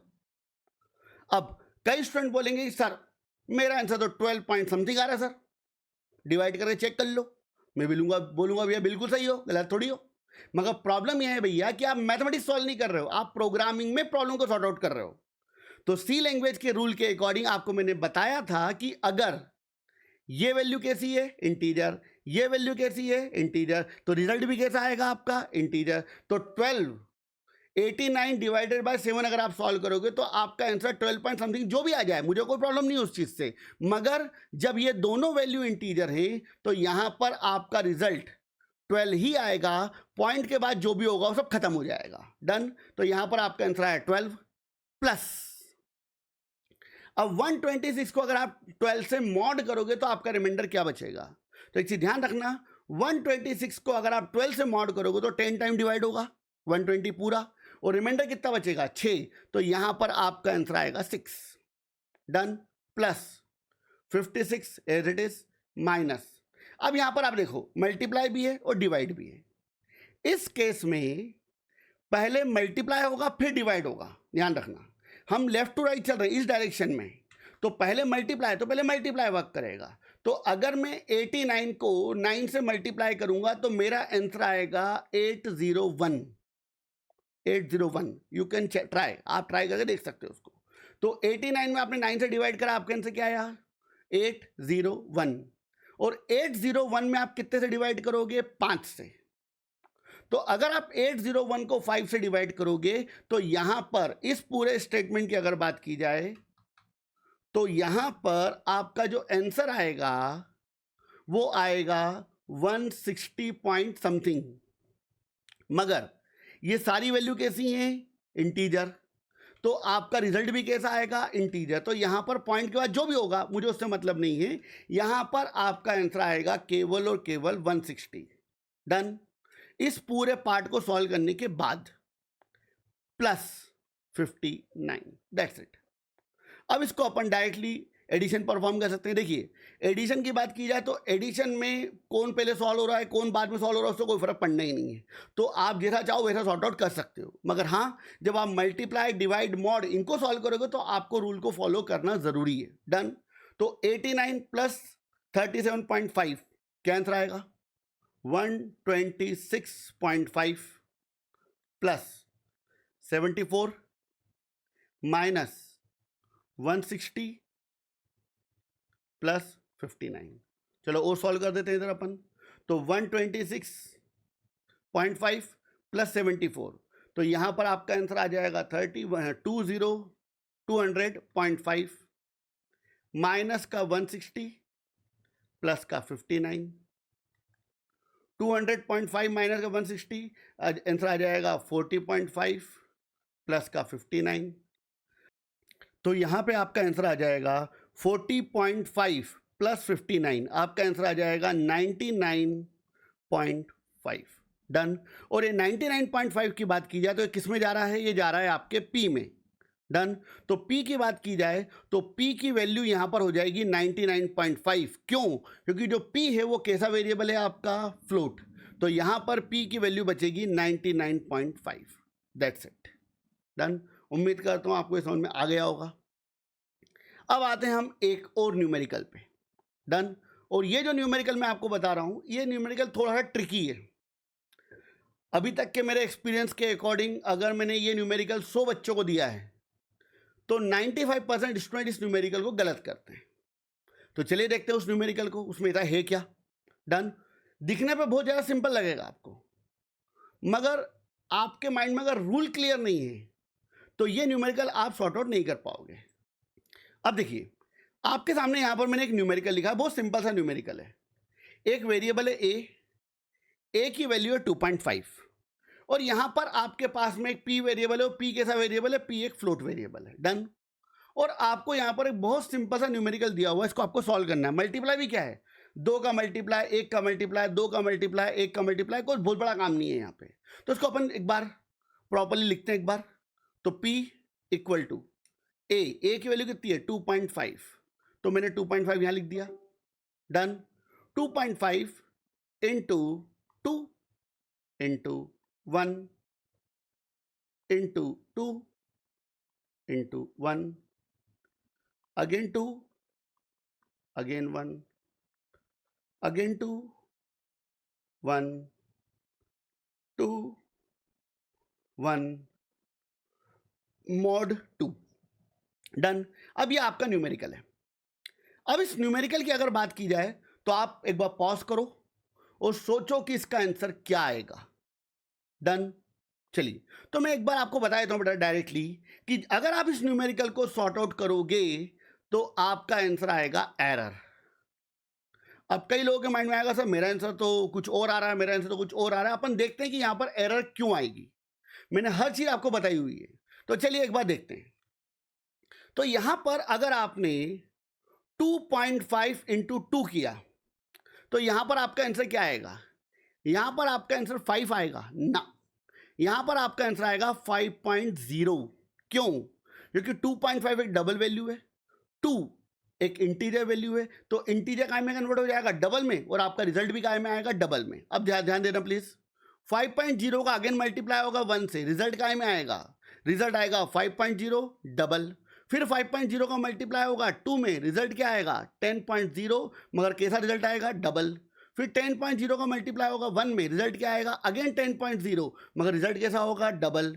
फिर इस 10.0 में 2 का मल्टीप्लाई होगा, रिजल्ट आएगा 20.0 और रिजल्ट कैसा होगा आपका? डबल। अगेन इस 20.0 में 1 का मल्टीप्लाई होगा, आंसर क्या आएगा? 20.0, रिजल्ट होगा डबल में। देन अगेन आपको इसने मल्टीप्लाई किया 2 से, तो यहां पर आपका रिजल्ट आएगा 40.0, तो 40.0 कैसी वैल्यू है? डबल। देन इसका मल्टीप्लाई किया अगेन 1 में, तो रिजल्ट आएगा आपका 40.0, रिजल्ट आएगा डबल में। देन अगेन इसका मल्टीप्लाई किया आपने 2 में, तो रिजल्ट आएगा 80.0 और 80.0 डबल में। और 80.0 में अगेन आपका मल्टीप्लाई हुआ कितने से? 1 से, तो आपका रिजल्ट क्या आएगा? 80.0 डबल में। और उसके ऊपर लग रहा है मॉड 2। Remember 80.0 mod 2। और मैंने आपको एक रूल बताया था कि अगर मॉड ऑपरेटर की बात की जाए तो मॉड ऑपरेटर पॉइंट वाली वैल्यू पे वर्क नहीं करेगा। मतलब इस न्यूमेरिकल प्रॉब्लम को अगर आप सॉर्ट आउट करोगे तो आपको एरर की प्राप्ति होगी। डन। तो आपके लिए इन न्यूमेरिकल से ज्यादा वो रूल इंपॉर्टेंट है। डन। हम कंप्यूटर प्रोग्रामिंग के इंपॉर्टेंट कंसेप्ट्स को आसान भाषा में विथ रियल लाइफ एग्जांपल आप तक पहुंचाते हैं, जो कि आपकी लॉजिकल थिंकिंग को इंप्रूव करने में हेल्प करेगा। अगर आपको हमारा ये कंटेंट और एक्सप्लेनेशन अच्छा लगता है तो प्लीज हमारे चैनल को सब्सक्राइब करें। ये आपके लिए तो फ्री है, लेकिन इससे हमें और नए प्रोग्रामिंग रिलेटेड वीडियोस को बनाने के लिए मोटिवेशन मिलता है।